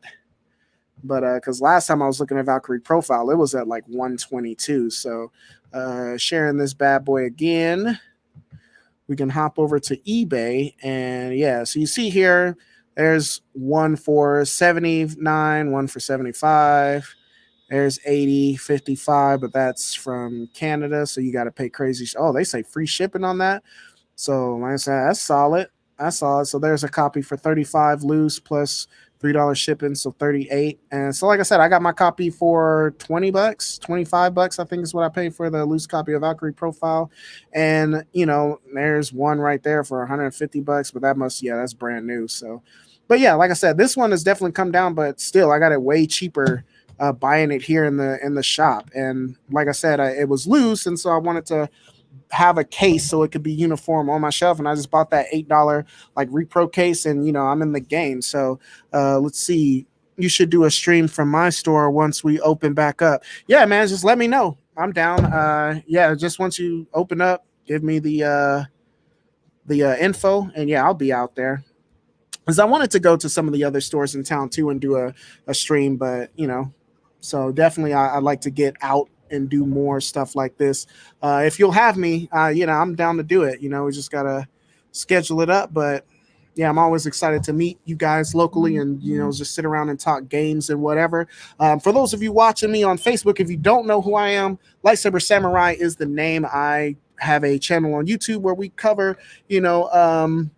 all things, retro video games, most things retro video games. Because again, Nintendo, we kind of, Oh, he's still. I still cover Nintendo. Okay, I'm just kidding. Okay, I'll talk about Nintendo. Okay, but that's funny. Don't forget to subscribe if you guys haven't done so already. Every little bit helps, and your subscription will help me continue to do more content like this on the regular. So greatly appreciate it. Let's see, going back to the chat, any other questions, comments, concerns, threats about this video game thing? I was just getting ready to talk about PlayStation 3 before I got off track here. And PlayStation 3, like I said, PlayStation 3 is all over the place right now. No, we don't. Let's see, do they accept games with reproduction cases? No, they don't. So they don't take anything reproduction cases. They don't take anything with generic cases. So it has to be the real deal. Yeah, so as far as loose, the only thing they'll take loose is cartridge games. So you can find like Game Boy. PSP though. Oh yeah. You'll find PSP. Yeah, PSP and PS Vita just because they're DS, 3DS, and other things since they're becoming so rare. But and Vita games too. Yeah, but for the most part, just talking about consoles. At worst thing, you're going to be out of the manual, but it's going to have the original case because they won't take it unless it has the original case. So, worst case scenario, you'll be out of a manual. It's none of that I'm not going to say the name of the game store, but you go online and you don't know if you're going to get it complete in box. You don't know the condition or anything like that. And this company did get duped. A lot of people were sending them a bunch of repro, Nintendo N64 games and Game Boy Advance games, and they were really bad about checking this stuff, and so then they would sell reproduction games at full price. So yeah, none of that here. So you can buy with confidence if you're shopping for stuff online, or like I said, I use the online service too, and I'll get stuff shipped here to this store, shipped directly to my house, and I haven't had an issue with that. It's been fine. So so that's definitely something that definitely a plus with shopping here at Trade Post in general. Let's see. So Jose says, I gotta ask, what's your beef with Nintendo?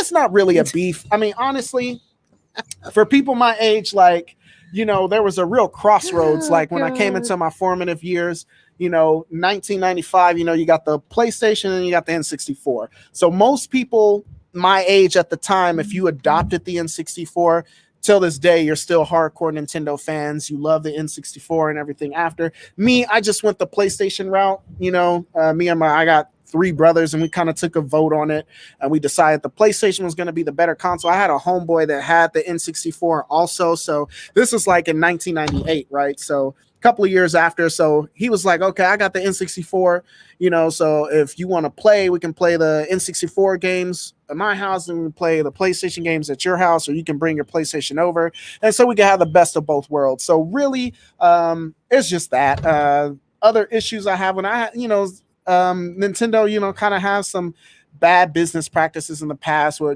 just kind of wanting to control everything and whatnot. And like I said, I think that hurt them, like, especially when it came to third party support, and they made that mistake several times over.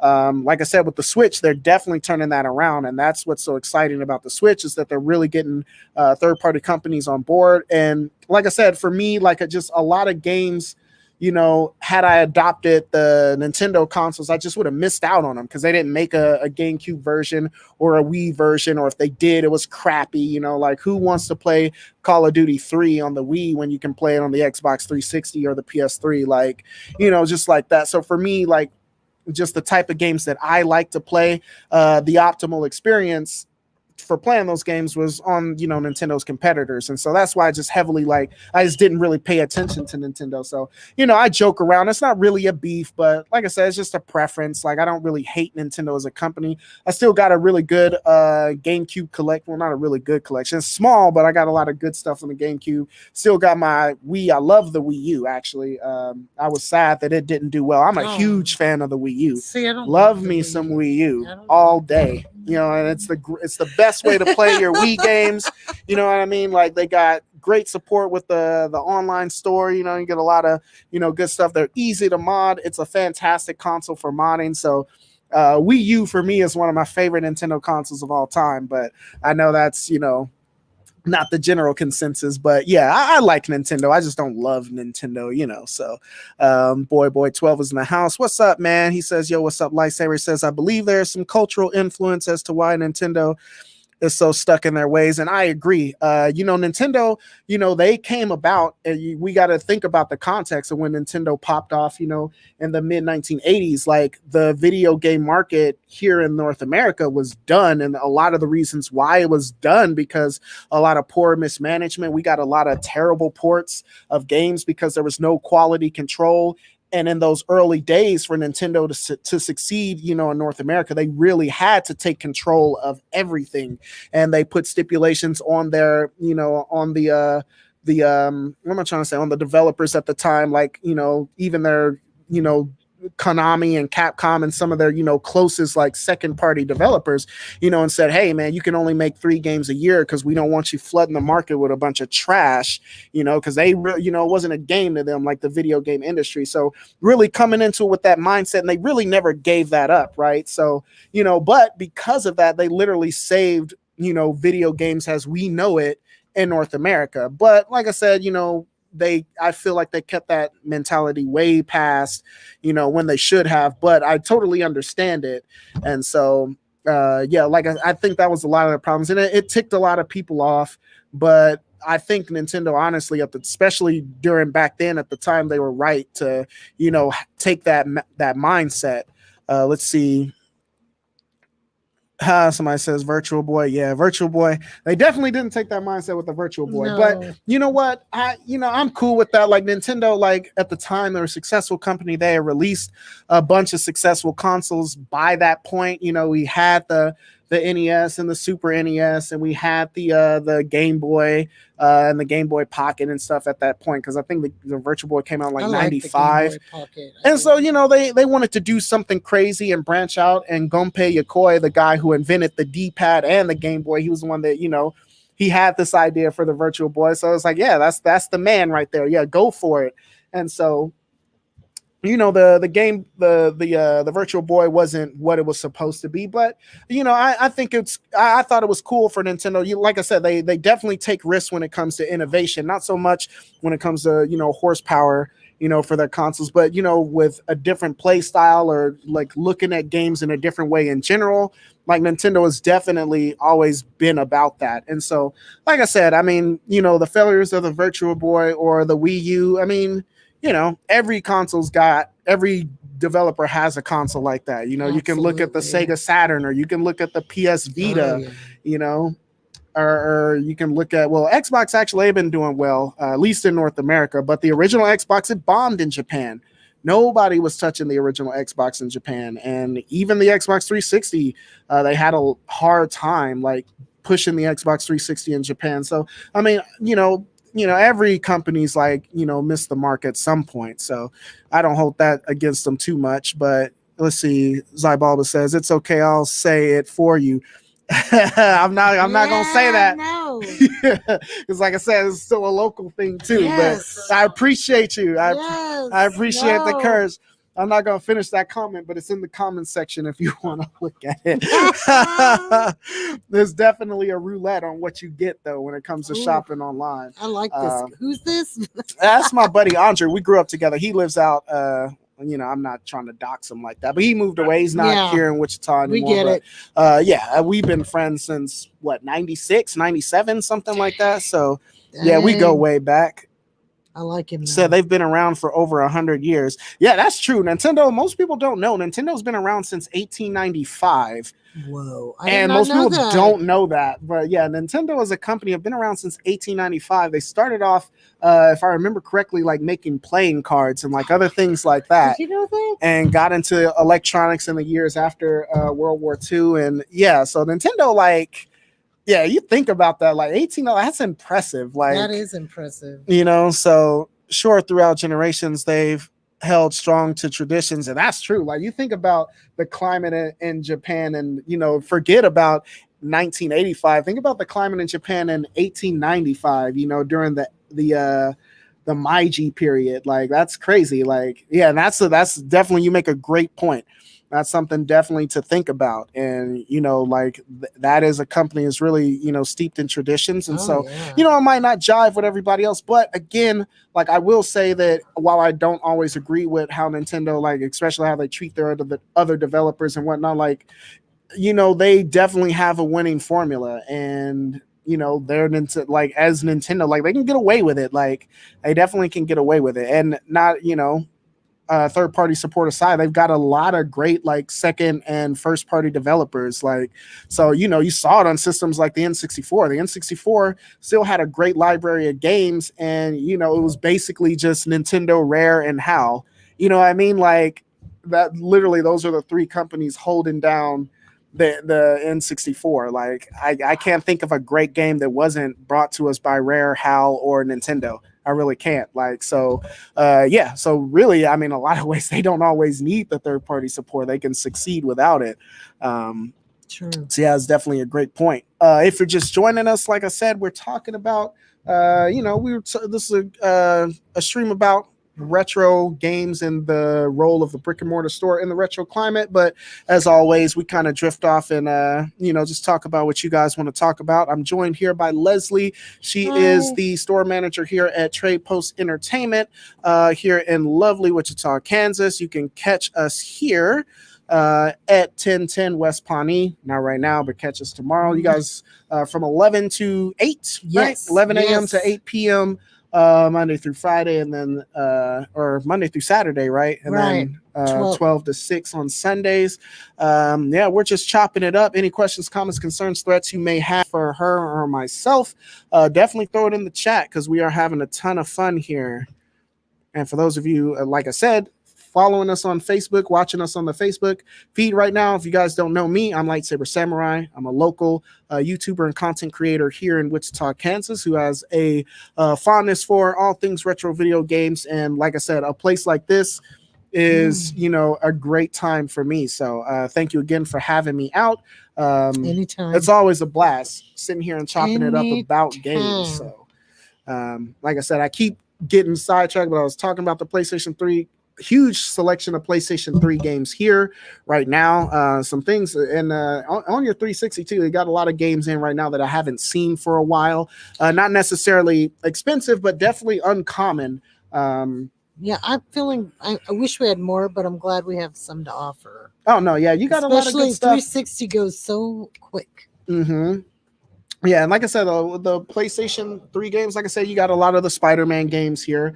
You had Ratchet and Clank. Actually, I bought that last week. The Crack in Time. Yep. I bought that one last week. You got that for like $20. Good price for that, because Ratchet and Clank games they're seeing a surge in price right now. I'm definitely looking for I need to find the Sly Cooper trilogy. That's one I gotta find. That one's hard, and it's getting up there in price. So I think it's already at the like $60-$70 mark, unfortunately. But like I said, I got some trades. to put towards it, or some other things that I can sell. I looked at this one before. Oh, actually, no, it's coming back down in price. Look, that's not bad So at that all. one might have been artificially inflated. It was definitely sitting at the $70, $85 mark.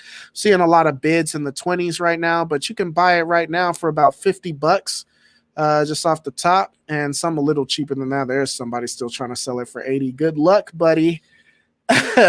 There's one for 42, 47. So yeah, it's definitely still attainable at the point. And that's really the last one I'm looking for. I got like I said, I had the Ratchet and Clank collection forever. I bought that years and years ago. Got lucky and found the Jack and Daxter collection. And so yeah, now I'm looking for Sly Cooper Retro in the house. Says, what's going on here? We are in yeah, I know this is not my usual space. We are in Trade Post Entertainment. You see it there on the screen, 1010 West Pawnee, talking with Leslie, the manager, about the climate of, you know, the retro scene and the role that brick and mortar stores like hers have just in the climate of collecting and the retro video game scene at large. A very important piece of the puzzle that a lot of people just, I don't know, just aren't really taking advantage of. And so that's why I wanted to do the stream. I talked about it in an earlier video, again, where I was talking about ways to catch these games cheap. And the brick and mortar stores are definitely a way to catch these games cheap, especially places like this that sells games used. They're not really feeding into what, you know, what eBay and or even price charting in a lot of ways. They're not really feeding into what they're doing. And a lot of times you can get these games for well under the market price. And so we showed a bunch of examples already today. So definitely go back later and check, you know, check the replay. But yeah, we're just here chopping it up and having a good time. We had some pizza. I got the itis now. I'm a little sleepy. I know, I ate too much today. So well, Waves and Games asks how long this store's been around. Yeah. When we moved, we were across the street for 20 years. Yeah. So we moved over here. We've been here almost 2 years. So about 22, maybe 23 years. ICT5 has been open. Yeah, and that's impressive. Like, and that's just, we're not the first store, but right. we are definitely, we've been around for quite a while. Yeah, and unfortunately, some of the stores, you know, they didn't last, but that was sad. But again, a lot of their inventory got consolidated into remaining stores, and that honestly was a kind of an issue. Like, you had more stores in the past, but I felt like, you know, like, oh, this was the good CD Trade Post to go to, or this one, like, they don't always have like the best stuff. But I think with fewer stores like now, like, everybody has great stuff. Absolutely. Right now, we are definitely having more stuff than we have before. Just talking about Riley. Yeah. Again, guys, visit Riley next Friday. Next Friday. Oh, Saturday. Stop it. No, he is at the Central and Hillside location. So, yeah. He's got some goodies right now. Me and Riley, we got to talk tomorrow. Yeah, he had a lot of Genesis games come in a few weeks ago. He had and they were complete in box. Stuff. They were all complete in box. Like, he had a Teenage Mutant Ninja Turtles, a Hyperstone Heist. Had that one. That one sold for he sold that one cheap too. I think he sold that one for like 60 or something like that. Yeah, our prices and that's the price of just the cartridge. Like, so it seems like all of us are getting better. Yeah. So he had it for the low, and so yeah, I definitely want to go out there. And again, I'm not really actually, I have a loose copy of Hyperstone Heist, but I'm not really looking for Genesis stuff at this point. Most of the fourth gen stuff I can emulate as sitting on my Wii U right now. So you and that Wii U. Yeah, man. So I'm telling you, like, my Wii U is coming in clutch. So yeah, for me, that's how I play most of that stuff, because a lot of those games, like, are just crazy in price, and they can be easily emulated. I suspect, like, if, you know, some of these PlayStation 2 games, or, you know, some of these 6th gen games, if they were easier, if they could be emulated easy, then a lot of them, like I said, if I can easily emulate Rule of Rose or Haunting Ground, then I would just play them that way. Like, I know, but I still want your copy, though. We can't condone that behavior. Oh, I forgot. Yeah, guys, emulation is bad, okay? Like, you know, like, so I always wondered about that, though, because, well, you know, emulation, you know, of course, everything I emulate, I own physically, too. Right. So it's a backup. just a backup. I know. You're just being So, safe. Just exactly, in case exactly, there's if some I kind can- of apocalypse. That's right. Yeah, I get And it. I can I understand. Better preserve my games if I never take them off the shelf. I get it. I can just play the do backups. So understand yeah, I don't want y'all to think I'm just committing crimes out that. here. He's not. Let's Oh, see. man. Zybaba says, wow, they've been there for almost as long as Kellogg has been under construction.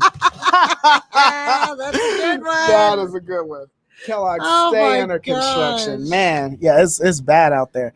They're actually getting a lot of stuff done, especially out east. Like, it's starting to look really good out there. What is this? Jose says, one thing I can say about brick and mortar stores is it's personable and you never know what you can come Thank through. you, Yeah. Jose. Yeah. You never know what can come through. Like, it's wow. Like, yeah, somebody just literally just walked in and just gave him a bunch of crazy stuff. And it's like, so I'm trying to get all that tomorrow. Also, Oh, gee. Also, Leslie is the best, but I also have a modded 3DS, so I get what you mean about emulation. Exactly. You got your 3D, your modded 3DS, and you got your 3DS games. You don't want to accidentally crack the case by pulling them off the shelf, so you got to back them up. That's all it is. That's all it Stay is. silent on this. You know what I'm saying? We pay top dollar, okay, to make sure the companies get their cut, okay? Even if it's a game that came out 40 years ago, okay? I know you do. I always wondered that guys. though. Like, if I bought an NES game, like if I bought I don't know what you got over there, but if I bought Golf on the NES right now, that game came out like 1986. So if I bought it used from you, like, is Nintendo still getting a cut of that? I don't think so. Right? Like, no, I so don't think like so. you know what I'm saying? Like, the thing with emulation is, like, if I'm emulating stuff like that, does it matter? Because it's not like I can go to Walmart and buy a copy of Slocum, on the, whatever it's called, the skiing game. You know what I'm Yes, talking I do. about? Like, I can't go get Wild Gunman or whatever. Well, Wild Gunman was an arcade game, but I'm talking Gunsmoke is what I'm thinking about. I can't go get Gunsmoke, at K-Mart right now. No. Is K-Mart still a thing? No, No. it's gone here.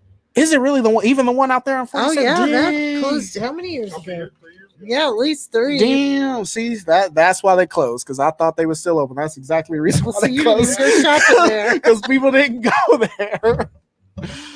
I don't know what happened to Kmart. Everybody Yeah. loved Kmart. I liked them when they Me were on the too. east side, when I could like drive there. Like, but 47th, I live by Town East Mall, so like Oh, 47th. yeah. I mean, it's kind of far. It's not super far. I don't know. Like, people be complaining about that, but Wichita is not super. That's not big. You like can that. get anywhere in Like, 20 minutes. I That's what used to, I've when I tried worked it. at It when I works. worked at the donut shop. I don't know if I can say their names. I'm not going to. But when I worked I there, don't see one. I had people say, I came all the way from West Wichita. I'm like, yeah, it was like 15 minutes on Kellogg. Like, Pretty and much, yeah. like, oh, you poor baby. Like, but yeah, it was crazy. Like, I get people all the time, like, Yeah, but it was worth it. you know what I'm saying? Like, I came all the way from Andover, and we'd be at like Town East. I came all the way from Andover. Like, word? Like, yeah, like, it's literally like 10 minutes, like, on Kellogg. Like, But I do everything's on Kellogg, okay? But I do feel bad if someone drives across town for something and it's not exactly what they wanted. Hey, it'd be You like do that. feel bad because you're like, I'm sorry, Yeah. that sucks. I'm Yeah, sorry. like, that was a whole $3.18 in gas, my man. But it's Dang. frustrating. Do they still have the Sega CDX? Oh, man. Yeah, we do. We actually got Oh, one do in. you? Yeah, What? you want to look at it? Yeah. All right, hold on, let me get it. Yeah, that's another console. Like, Oh, you got it. every game is expensive for. Like, yeah, actually, like, full disclosure, I've never seen one in person. Never seen one in person. I know that I probably should throw in my retro card right now, but Let's change that. again, yeah, let's change that again. Like, you guys know the story, okay? My parents bought me a NES in 1990, and we were poor, so I had the NES. And oh wow, yeah. See, I seen this on Metal Jesus Rocks. He had me covered up. Dang. So Okay, you you haven't can open it. you It's haven't- in a Ziploc bag to keep it because it's on hold because we have to hold everything.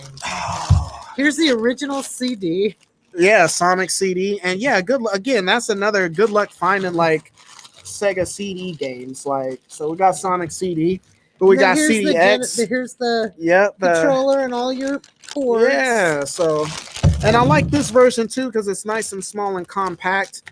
I don't know how it compares to because I know there was a couple of like the Model 1 and 2 of this, the Sega CD, but I think this one has fewer moving parts. I think this one, from if I remember correctly, is the more reliable. And of course, like at the top, you got the cartridge, so it'll play Genesis games as well. So yeah, like I said, look, I'm holding this the size of a CD player in 1993 because they was that damn big, but that's a whole console right there. And now that's not one console, that's two. Like I can play my Genesis and Sega CD games on there. So that's what's up. So you probably can't talk about price or anything right now. Well, let me scan it. I would have to scan it to tell you because I'm not even sure. Oh. Let's see. So let's see. How much can you get one Sega CDX for loose? Yeah, if you look it up on eBay, Yeah. it's 500. Yeah.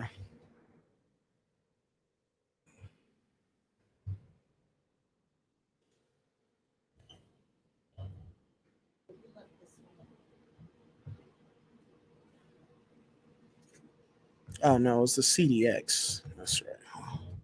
$400. 400.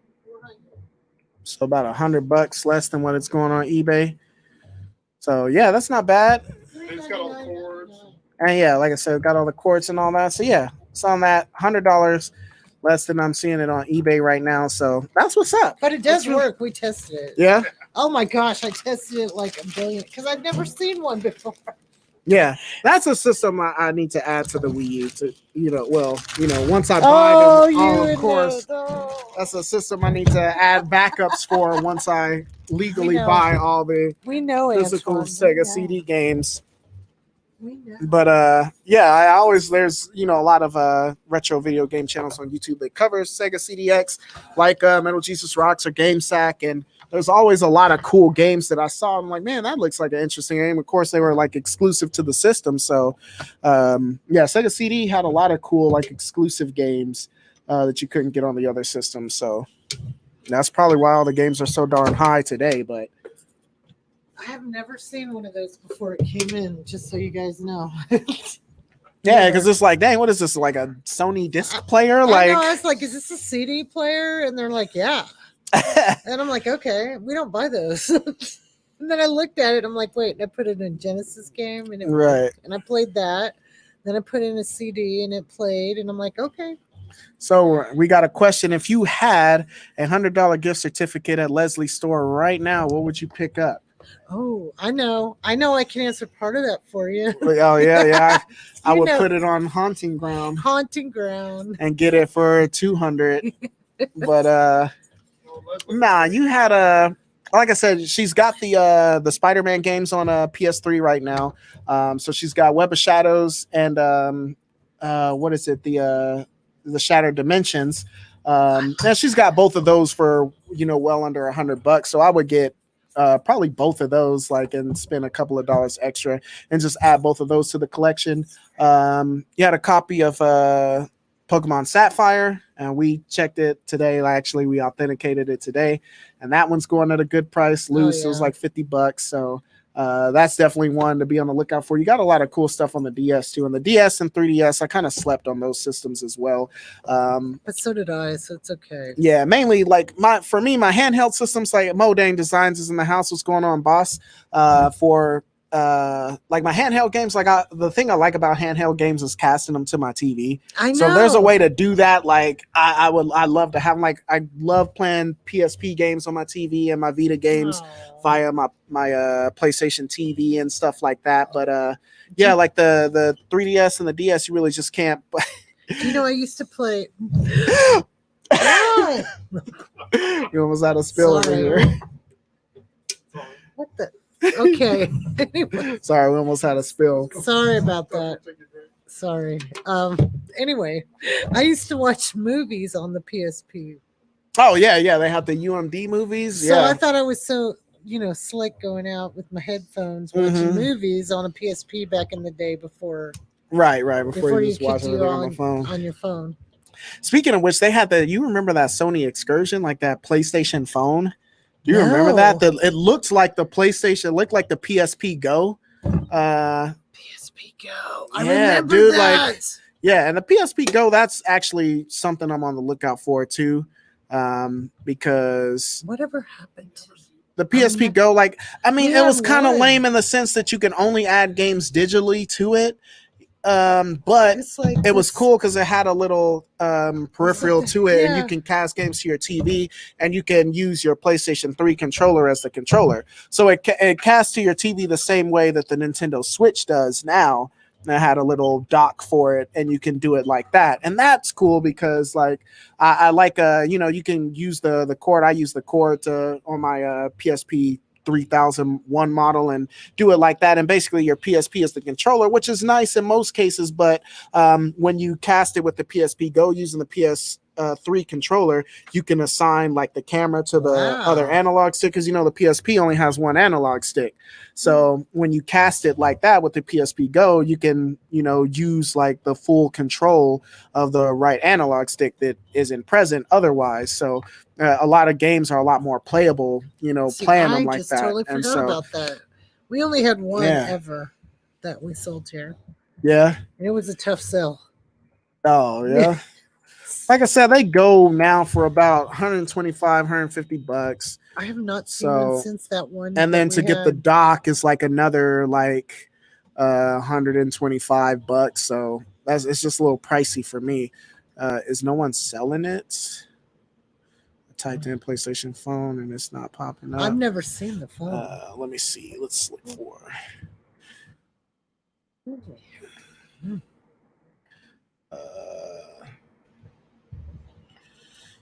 Let me just type this on your phone.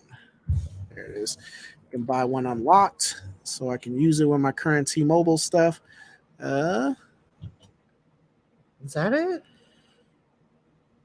Nah, I want No. the older one. That one right there. Oh This one my right here. The Xperia. That's what it was.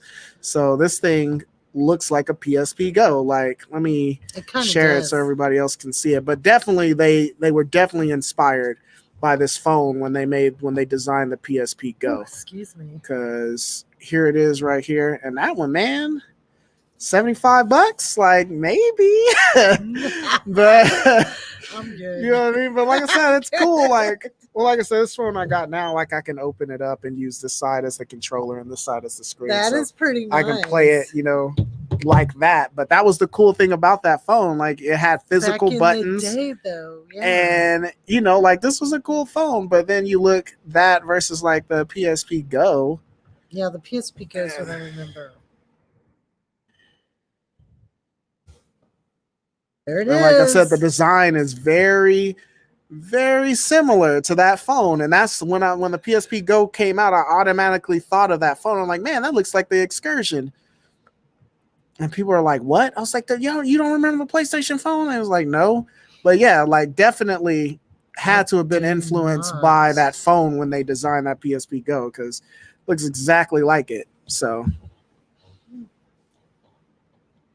yeah, it says, where's the store at? I've got it here, 1010 West Pawnee. If you're in town, you can come check us out. Like I said, what's the website for those? TradePostEntertainment.com. Yep. So like I said, anything that we've shown here in this video, you can pick up right now if you hop on the website, and they'll ship it right to your house. Absolutely. So TradePostEntertainment.com. So let's see. Modane says a hack PSP Go with a dock and PSP controller paired is a great emulation machine. Exactly. For your backups, right? For your backups. It's a great emulation machine for all of your backups. Look. But, and like I said, the PlayStation store, the PSP store may be closed now, but a lot of the PSP games you can still access because they left the PSP store open, or PS3 store open. So you can get on your PS3 and buy these PSP games, and then get your PSP and just port the game over from your PS3. So it's kind of like kind of a sucky kind of like workaround, but it's still a great way to access a lot of PSP games that you can't get anymore because they shut the store down. So you can still definitely do it like that. And like I said, the PSP Go came with a 16 gigs storage internal, which is plenty to have a nice stack of games on there. So like I said, you can put PSP and PS1 games on there. So, and they play great. So, talk about the sales we have. You guys got sales right now? We always have a sale. I don't want to sound like Home Shopping Network, but I didn't know you guys had a sale right now. Yes, it's buy 3, get the 4th one free if you're an all access member. And that's mix and match, movies, music, games, as long as it's Right on. used. Does not include systems. Oh, okay. But Okay. still, though, you can get your games up. And like I said, and you guys, like you said, you're always doing the sales. You're doing that, or the buy 2 get 1. Absolutely. It's super popular. The one you guys do during the holidays, where it's like The buy more, get that more. thing is insane. And we always do the buy 5 get 5. Like, Oh, yeah, I clean out up here on the holidays. But yeah, you got your trusty old dusty like trade post card, and good to go. Absolutely. $5 for life. Store credit with every purchase and access to all of our specials. Absolutely. So And it's that's one what's time up. for life. And you can mix and match those too, right? Like I could get like a CD and then like 2 games or whatever. Absolutely, mix and match. Yeah. But I agree, Jose. Buy more, get more is the best.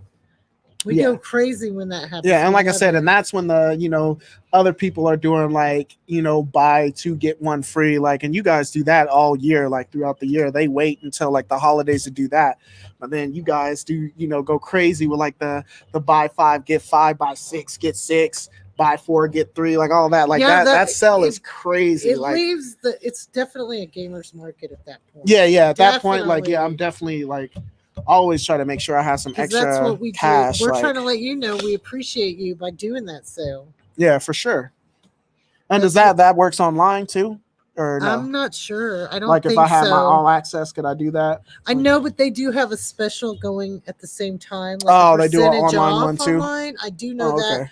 they might do it, but I don't see how they could do it. Right. Yeah, that's true. Yeah. Are you guys doing anything online right now? Like any sales I online? think right now? I'm not sure. I'm assuming maybe 10% off, maybe, but I'm not sure to be honest. But that's usually what you guys do, like the 10% off, or Online, but we do this free shipping over a certain price point, which I believe checking out is the website. 50. And that's a good idea, Retro. We can pull up the website. Yeah, tradepostentertainment.com. All right. Those. Trader Joe's. Wait, is that it? Or is that no? It's just one word. There, you had it. No, did I? It's all one word. There it is. Here's the There home it page. is. There it is. Oh, and we have a record store day coming up.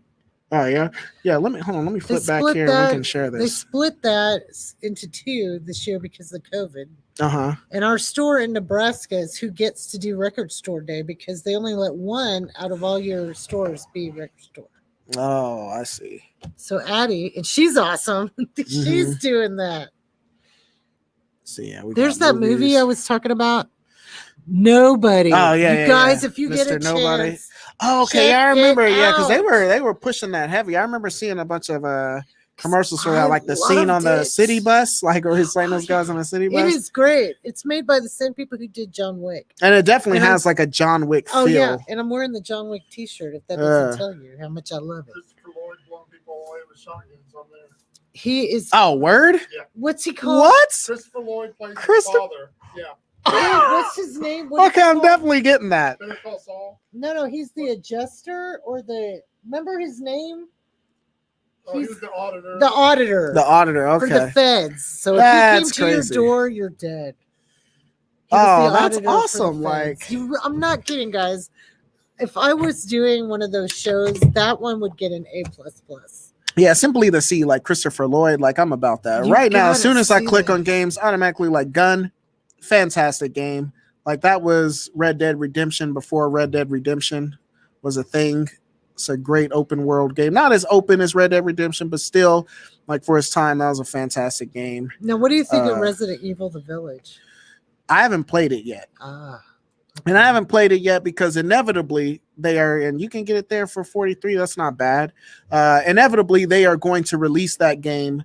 They're going to make a VR version of it. And that's what I'm waiting for. I'm waiting for the Oh deluxe my version, the Game of the God, Year that's gonna version be with awesome. VR. Because they got to do it. Like, because it was Oh, so that's gonna be popular. great. Resident Evil 7 was so popular with the VR mode. And you know, as creepy as people are being with the vampire lady in that, like definitely they need that in VR. Okay. Oh yeah, they need do. that I agree. so they can get choked in VR or whatever. Oh my gosh, now I want VR. I want it so Yeah, bad. the VR is I'm waiting to see what they're going to do with VR for the PS5. So That's awesome. Pilot Wing 64, that was a great game. There it is for $16.99. It's not bad. Look, Zelda's only 36 for Ocarina. Yeah, for Ocarina, like that's a good price for that. Like, is. There's your Mario Kart 64. I didn't see the price on it. and that's cool. So I can look at it here, and it's telling me it's available here at this store as well as at Hillside. So Right. I can drive up to either store right now and pick it up, or if I say even if I live in like Hutchinson or like one of the neighboring towns, I don't feel like driving out here, I can just call them and have them send it to my house, and good to go. See, it's a great website. We have really come a long way with it. It used to be a terrible website. Now it's great. All right. I got the search up. Y'all put in the chat. Put something for me to search in the chat. We also have a wish list. Yes, like yeah, the wish list is solid too. I was talking about the wish list earlier. So if they don't have something, or if it's something like hard to find, like hey, like just tell them, hey, like I want to put this game on my wish list, and then it's whenever it comes in, then they'll just call you like, hey, like we got that game you're looking for. Here's the price. Like, do you still want it? And like I said, that's how I got Xenosaga 3. Like I had put it on the wish list like years and years ago, and it was on the wish list. Delete it until you get it. Yeah, Did you forget about it? I forgot all about it. They call it Leslie. You called me like 2 years later. I know. It was like, That's hey, my favorite. it I was- love calling like, hey, I got this wish list game. And I'm like, what is it? It's like Xenosaga 3. And I'm like, oh, snap. Like, yeah, I'm still looking for that. Like, how much? $16.99. Yes, I'll be there in 20 minutes. And we do hold it for 2 days, though. Yeah, so if you can't make it right then, like, yeah, if you need them to hold it for, you know, the next couple of days, they'll do that too. Absolutely. And so that's and cool. we can send it or Uh, whatever if you don't live in town, whatever. Yeah. And like I said, so and I mean that's a great way. Like if it's an obscure game, Guys was another one on the PS1. I got called about that like a few weeks ago. Of course, I had since got it and added it to the collection. But hey, you still want Guys? I'm like, that's a super obscure game. A lot of people don't know about it. If you And I'm like, oh no, I actually found it cool. And then they'll put it out so somebody else can get in. That's awesome. So, you know, yeah. So the wish list. And like I said, it doesn't cost anything extra to do that. You know, you don't have to pay to have them reserve it for you. So they'll call you when it comes in. Like, it's just like, yeah, it's just like, I'll put it on the list. If it comes in, we'll call you, even if it's 2 years from now. So that was pretty cool. So I enjoyed that. So, yeah, we just had a lady get her copies of some. Oh God, I'm trying to remember the name of it. Who's that girl? Remember that show? Who's that girl? Oh, Marla Thomas? Yeah, That girl? that girl. That girl? That girl. Mm. She had it on her wish list since 2013. It came in That's a sleeper. yeah, and she bought it. She bought. That's crazy. She bought 5 copies. That's 5 crazy. seasons, and she got the 5. I'm gonna have to start doing that with The Office because y'all know Oh my They gosh! take her I that, had man. the You better- entire yeah. office. y'all better hurry up and snatch The Office up if you haven't done so already. PSVR is great. The Vader game was so good. Was it? I've seen it, and I'm like, man, I wonder if that's any good. So I'm definitely going to pick that up next chance I get.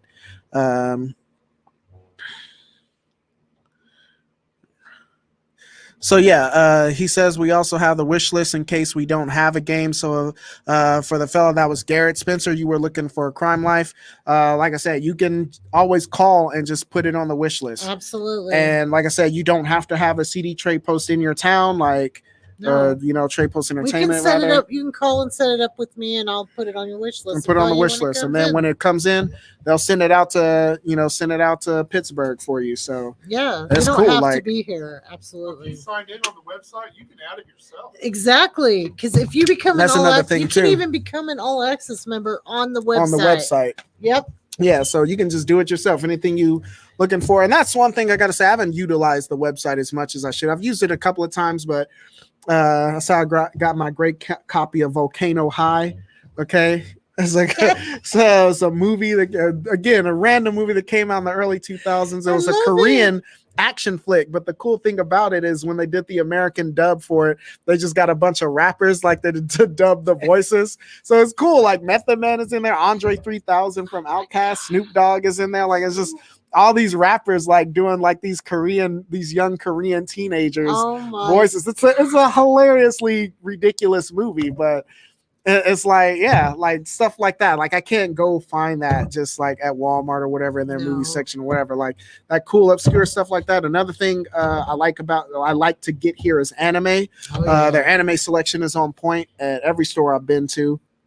And I've been really going back and getting a lot of the earlier animes, like the stuff from the Sunrise and the Shonen Jump stuff from like the late 90s and all of that stuff. So I can get my Gundam Wing stuff, get my my Cowboy Bebop, Outlaw Star, like Ronin Warriors, like a lot of like those old animes that I used to watch, and like I almost always find them here.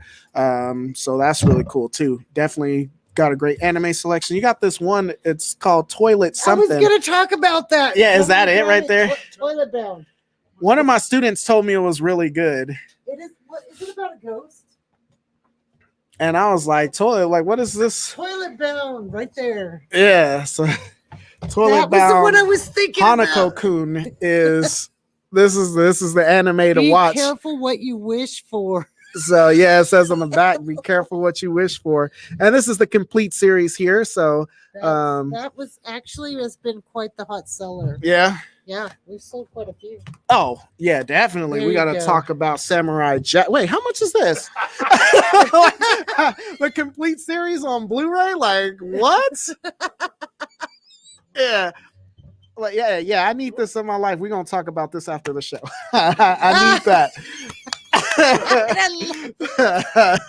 So, oh my god, that is so how much Retro is that? says, how do I get the all access online? Just on the website, it gives you the option. Yeah, to let me- purchase it. Yeah, it should be right there when you fill out your profile.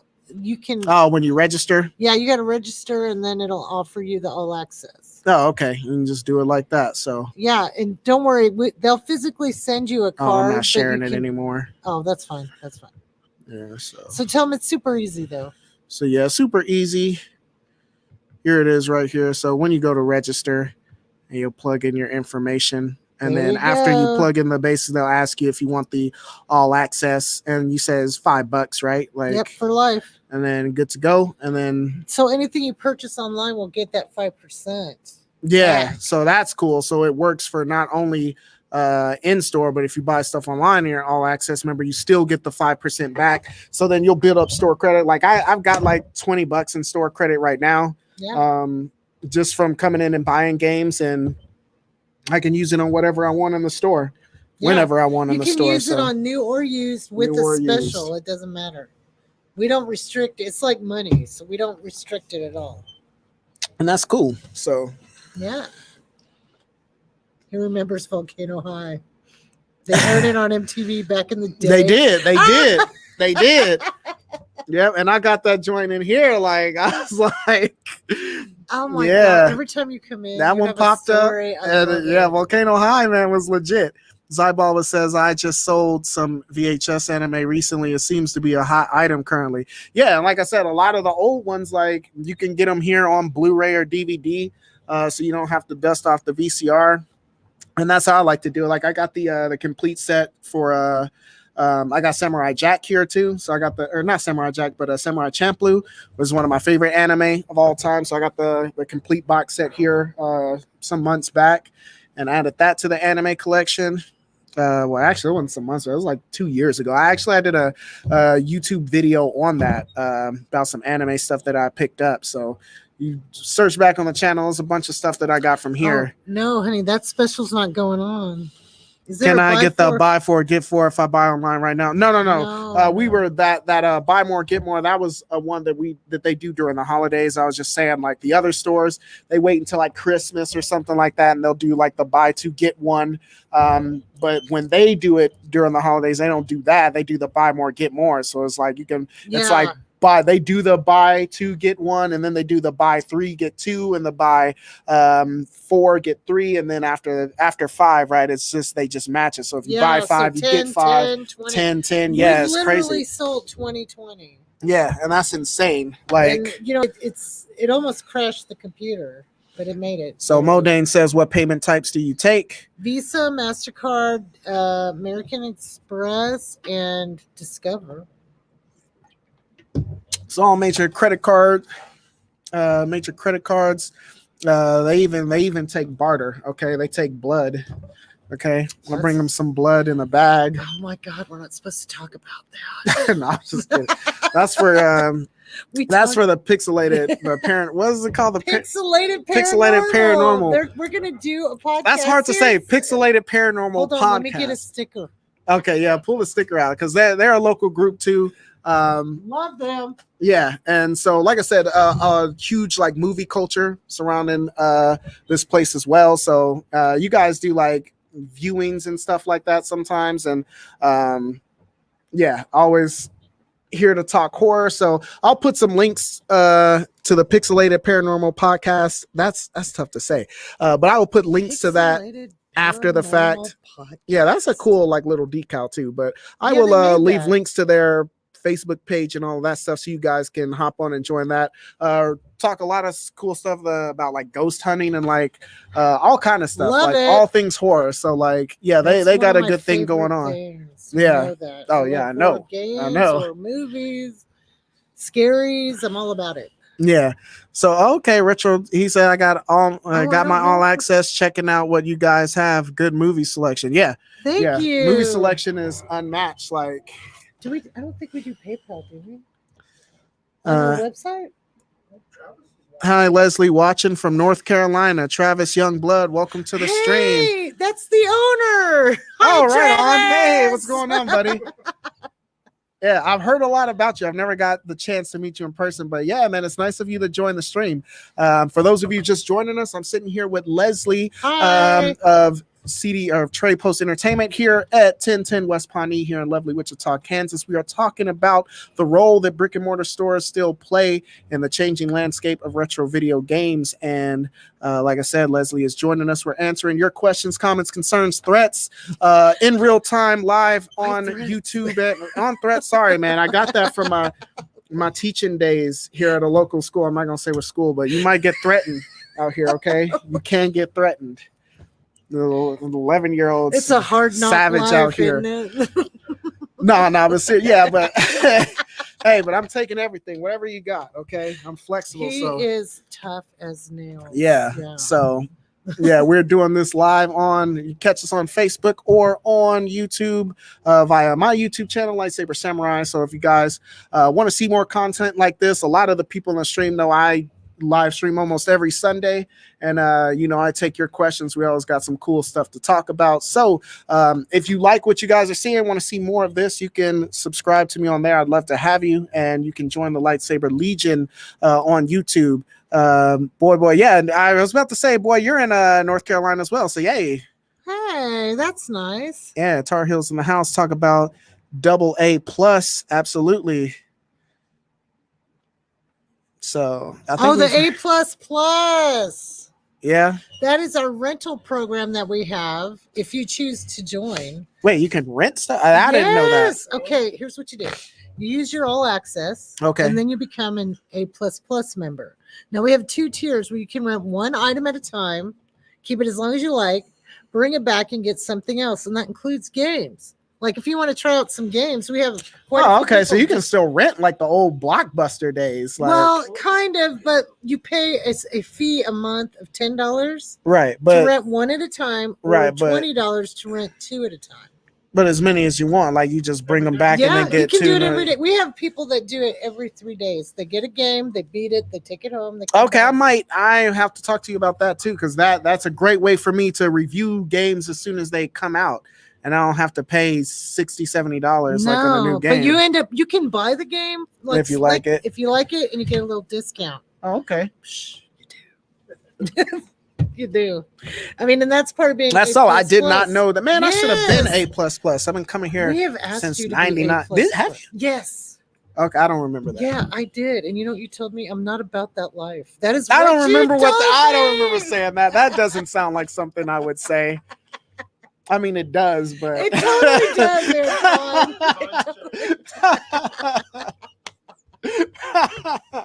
Okay, I know well, you. Don't. all right, act like I I'm being don't A know plus plus today. Okay. you. All right, he's joining tomorrow. All right. Yeah, because I gotta see what Riley talking about too. Because I know I'm about to.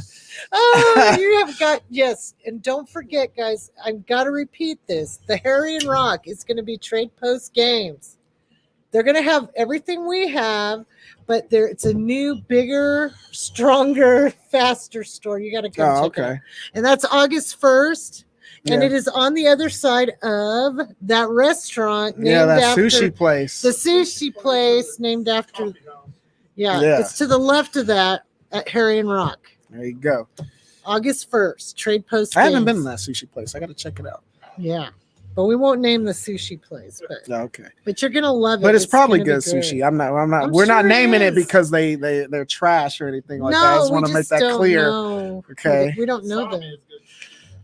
Yeah. Wasabi's the best. Yeah. Sapporo. Like, is that what it's called? Sephora. No, Sapporo is on Yeah, a make up that sushi. man. Sephora. Wait, no, Sephora is the makeup Yeah, place. inside JCPenney. Nah, Sapporo is the name of the sushi place here in town.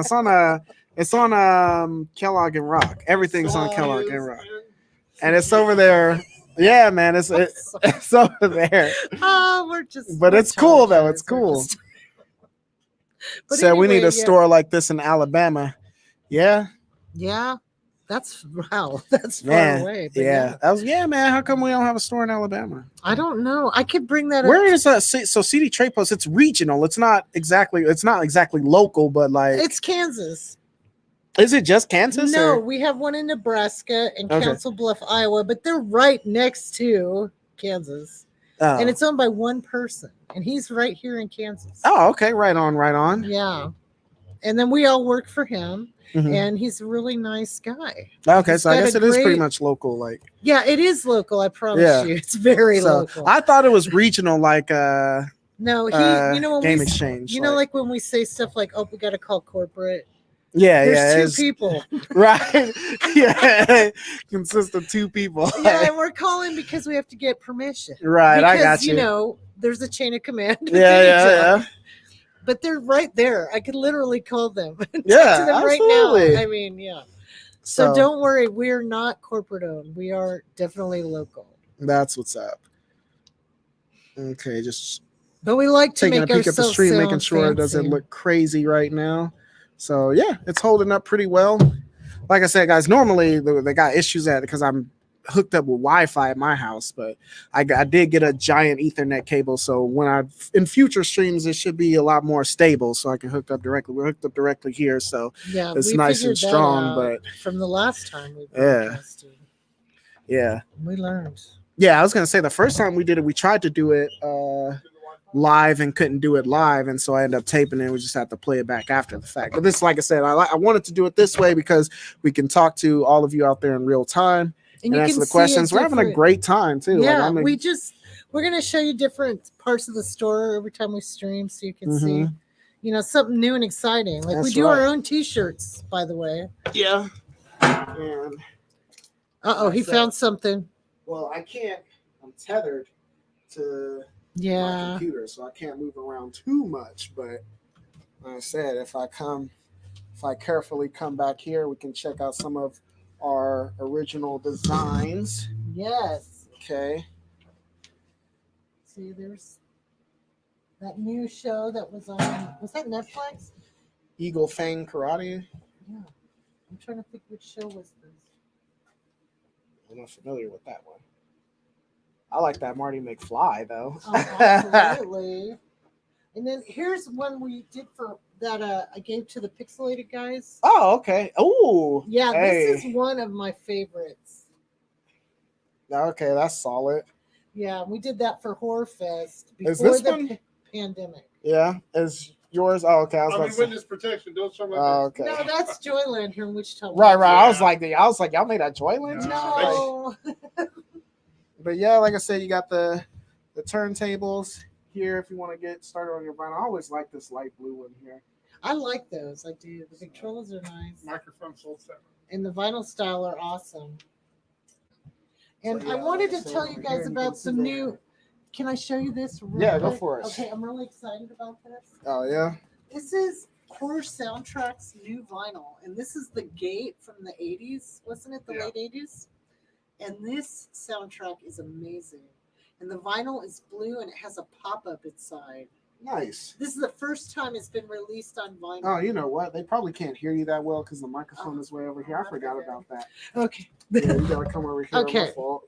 This is the first time that The Gate, this is a movie from the late 80s, 87. 87. And this vinyl was actually in the movie, and they did it over, and it's in a blue, which is beautiful. And it has pop-up art in it, and it gives you a background to the movie. And we were listening to the score at this new place called The Gate. Literally, it's the name of this vinyl. And it was beautiful. It was just great. And I'm Nice. really excited about getting into this new genre of vinyl. Yeah. So we're going to try to carry more of it, like Hellraiser. I can get you any special order that you're looking for. I can try my best to get it. Right on. And this is a special order. That's awesome. Yeah. And again, what's the price on that? $32.99. And it's So a that's new not crazy. vinyl. Yeah. Like that's not crazy at all. I know. I really like this. I'm really excited. So yeah, I'm just gonna. And we always Try to get the new pan. vinyl out too, like Eminem and Marilyn Manson, Goya. We got all those. Cool. Just giving the quick pan around. I said there's our CD stuff over there, new arrivals and whatnot. All that back wall is DVDs and DVDs over there. We got, like I said, you can just barely see like the GameCube and stuff over there. GameCube, Switch. Got Wii U and Wii. Then on the other shelf we got the PlayStation and stuff. Again, I'm tethered to this computer. Otherwise, I would take around and show you. But like I said, we'll be back filming again another day, and we will do some proper stuff here. But yeah, I said, also always love that little trade post like thing you have there right there. The Trade Post Entertainment. Oh, Yeah, let me I move was- the paper towels. Oh yeah, I don't want them to see the paper towels. Oh yeah, we got some amiibos here too. Oh, Oh, yes. you amiibo No, we weirdos. just started those. Yeah, your boy brought all those in, right? Yes. I was so excited. Just don't know. Yeah, so let me put that back. Yeah, your coworker brought in all those amiibos. I tell him I got that what am I trying to say? What game is it? 3D Dot Game Heroes. I got a copy for him. So Awesome. What is it? 3D Dot Game Heroes. Oh, that's So he's been looking for one. I came across another copy, so I was gonna let him know I got that for him. I will let him know. He's actually, yeah, I'll let him know. All right. Sorry about that, guys. Let me catch up with the chat here. Let's see. Game Exchange is a franchise-only place. Yeah, man, I'm going to search the heck out of the webpage. Yeah, absolutely, man. Yeah, you can just type in whatever you're looking for and search. And if they got it, even if they don't got it, from the website, you can just put it on the wish list. And then when it shows up, they'll let you know and say, hey, do you still want it? If you want it, like I said, you don't have to live here. They'll just send it to your house and good to go. And like I said, you won't have to worry about whether it's like whether it's like a reproduction copy or something like that. You don't have to worry if your PlayStation 2 game is just going to come in like a little plastic sandwich bag. Okay. Like, it's going to be, like I said, worst case scenario, it might not have the manual, but it's going to come in the original case and all of that. So you don't have to worry about paying, a complete inbox price for like a loose product or anything like that. So, Absolutely.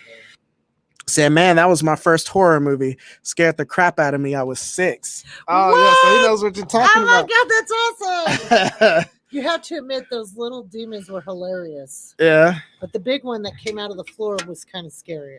I'll have to get that. Absolutely. I have to check it out. I haven't seen that one, or if I had, I don't remember it. Well, I special ordered it, the Mhm. movie, so I have it. Yeah. So I'll definitely let you borrow it. Yeah, that's or cool. Check it out. It's free to watch on Tubi. Yeah, you can watch it on Tubi TV. Oh, okay. Yep. If you guys are just joining us again here, Lightsaber Samurai, I'm here with Leslie of Trade Post Entertainment. We got the address right here in town, 1010 West Pawnee. Come check us out tomorrow if you're in the area. If you're not, like I said, if you're catching us in the chat from around the globe, just hop on tradepostentertainment.com and get your video game fix. Like I said, the selection here is on point and the prices are on point. And I know I sound like Home Shopping Network right now, but you guys know, if you've been watching my channel, like, you know about like the games I get like for crazy cheap, and this is literally the store that I get them in. So like I said, I'm just letting y'all know, like, I'm trying to tell y'all, so I'm not doing this like, you know, like on some weird, like, you know, just doing this because like I'm definitely not getting paid. Okay. No. Hey, she did buy, she bought some pizza and I did get a free peace tea. So I will say, okay, yeah, I've been bribed. Okay, the peace tea. And this one's just peachy, so is what it says. So it's pretty good. But yeah, that was my payment for the day. Okay. But honestly, I just want to come chop it up. Yeah. Like I said, we're definitely friends outside of this. And so yeah, I'm always down to come chop it up. But like I said, I'm saying this, telling you that I'm saying this because I'm being authentic about it, not that, you know, I'm being biased, or well, I guess I am being biased because we're friends. But like, even if we weren't friends, like I would tell you like the stuff here is good because it is, like, so Yeah. I wouldn't ask you to. I said I'll be getting all kind of crazy stuff. I'm looking at, I thought that was the versus Godzilla King Kong versus. We have that. Oh, do you have that? You I'll have to watch it because maybe I'll get that too, because I need to. I missed out on that game I missed out on that movie completely. It was really good though. That's what I heard. Everybody said it was really good, but I'm like, anybody. oh man, like they're not gonna like make one win over the other. Like they're gonna team up or something. I told myself that was gonna be the case. Like they're gonna team up, or it's just gonna be a tie or something like that. No, you need to see what they do. With And Godzilla. yeah, I'll check it out. Okay. I'll check it out.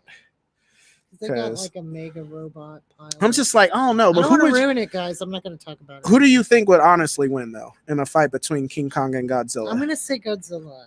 Yeah, I'm sorry. I mean, he got long range attacks.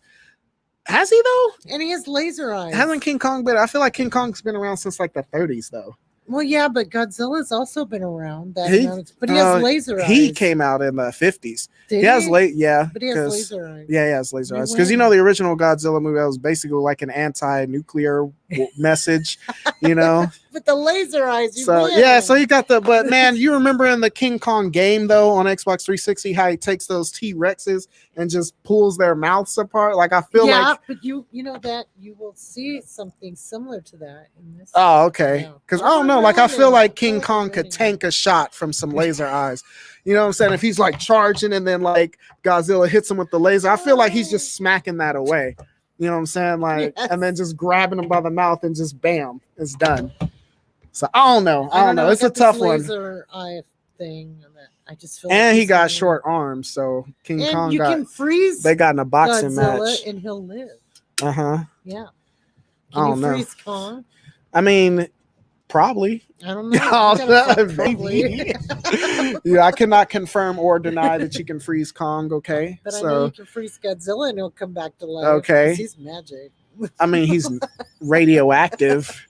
So maybe like King Kong would get like testicular cancer 10 years after their epic battle. He'll develop testicular cancer. Do you think they're gonna do a movie about that? I don't know, but I feel like that's the only way Godzilla can win. Right? Oh my god! If they make a movie though, I'll totally watch it. I would, yeah. Like I said, I meant to catch the King Kong versus Godzilla. I just didn't for some reason. I don't know. Well, we were ready for a movie, right? So I didn't care what it was. I was ready to watch the movie. Just trying to get out there, yeah. So because it was a long, hard road that last year. Yeah, it was. Rough. Yeah. It's so much better now. A little better. I mean, a little bit. Well, shucks, guys. I think we are winding down here in the chat. So if you guys got any final questions, comments, concerns, threats for us before we get out of here, again, I am here with Leslie, the wonderful manager here at, I just broke that, of CD Trade Post / Trade Post Entertainment here in lovely Wichita, Kansas. It is located, like I said, I got it here on the screen. It's 1010 West Pawnee. We got other locations in town as well. For those of you checking me out in the chat, not here in town, you can definitely hop on the website. like Retro Tiburon just did. And like I said, he's on there checking out, looking for whatever he wants to find. And like I said, getting the deals that way. We looked at several cases, several examples of how, you know, the stores right here in town are much cheaper than you can find on eBay. And again, it's this store definitely has some of the best prices, but I mean, you can look at other stores as well. A lot of brick and mortar stores just aren't really like feeding into what's going on eBay and or even pricecharting.com for that matter. So literally, like, brick and mortar stores are still some of the best places to find games, you know, for lower prices, but for whatever reason people are just sleeping on them. So that's why I really wanted to do this PSA today and show you firsthand, because I put out that video and I felt like some people thought that I was just capping on that. So I wanted to bring you into the store and show you firsthand that, yeah, you can get the deals like in a place like this. So let's see. Register on the site, working on a wish list now, says Lord Zybalba. For sure. And hey, he should have been, you know what I'm saying? We both grew up here. He should have been an A++ member too. I Okay. can't wait to meet him. When he comes into town, you're gonna bring him in? Oh yeah. I can't wait to meet him. Like I said, when Zybalba comes into town, next time he visits, we'll come up here because he visits. He's still got a ton of family that lives here, so he comes out for the holidays sometimes. So yeah, we'll definitely chop it up. Like I said, Ways and Games, he's the one that's coming here week after next. I want to meet him too. Yeah, we'll definitely come in. We'll make some content for our YouTube channels, and while we're at it, definitely stop in so he can see some of this stuff firsthand. Hopefully walk away, you know, with that haunting ground. No. You know, so that one blew my mind. I'm still shocked by it. I'm sorry, I didn't expect it. Right. Let's see. Boy says, don't forget to look out for the B-Boy game I told you about. Oh yeah, that's right. It was the stream before last. You were telling me about that. Yeah, let me look that up. You said it's on PS2 and PSP. What was the name of it again? While I got eBay up. Actually, let me see if you guys have it. Actually, let me go back to that Trade Post Entertainment real fast. And I thought it would save here, but I guess not. Okay. Oh, there it is. Yeah, because I forgot about that. And I definitely do want to scoop that up before it gets out of control. Come on now. Oh, B-Boy is the name of it. Okay, bet. There we go.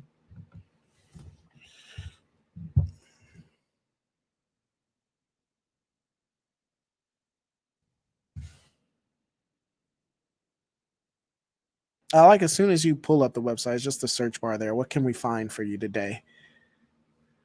Oh, I don't think we have it.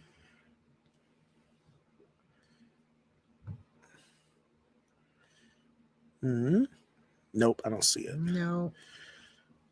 So I got to go to gross eBay and look for it there. Probably pay $150 for it. I know. So sorry. But like I said, I could totally put it on my wish list. And as soon as another copy comes in, could do it. I'll put eBay. I can't spell out here. Get my life together. Yeah, because like I said, I looked at some gameplay footage for that, and I definitely, there it is. Yeah, it's super cheap. And that was one I definitely, I've seen this game before.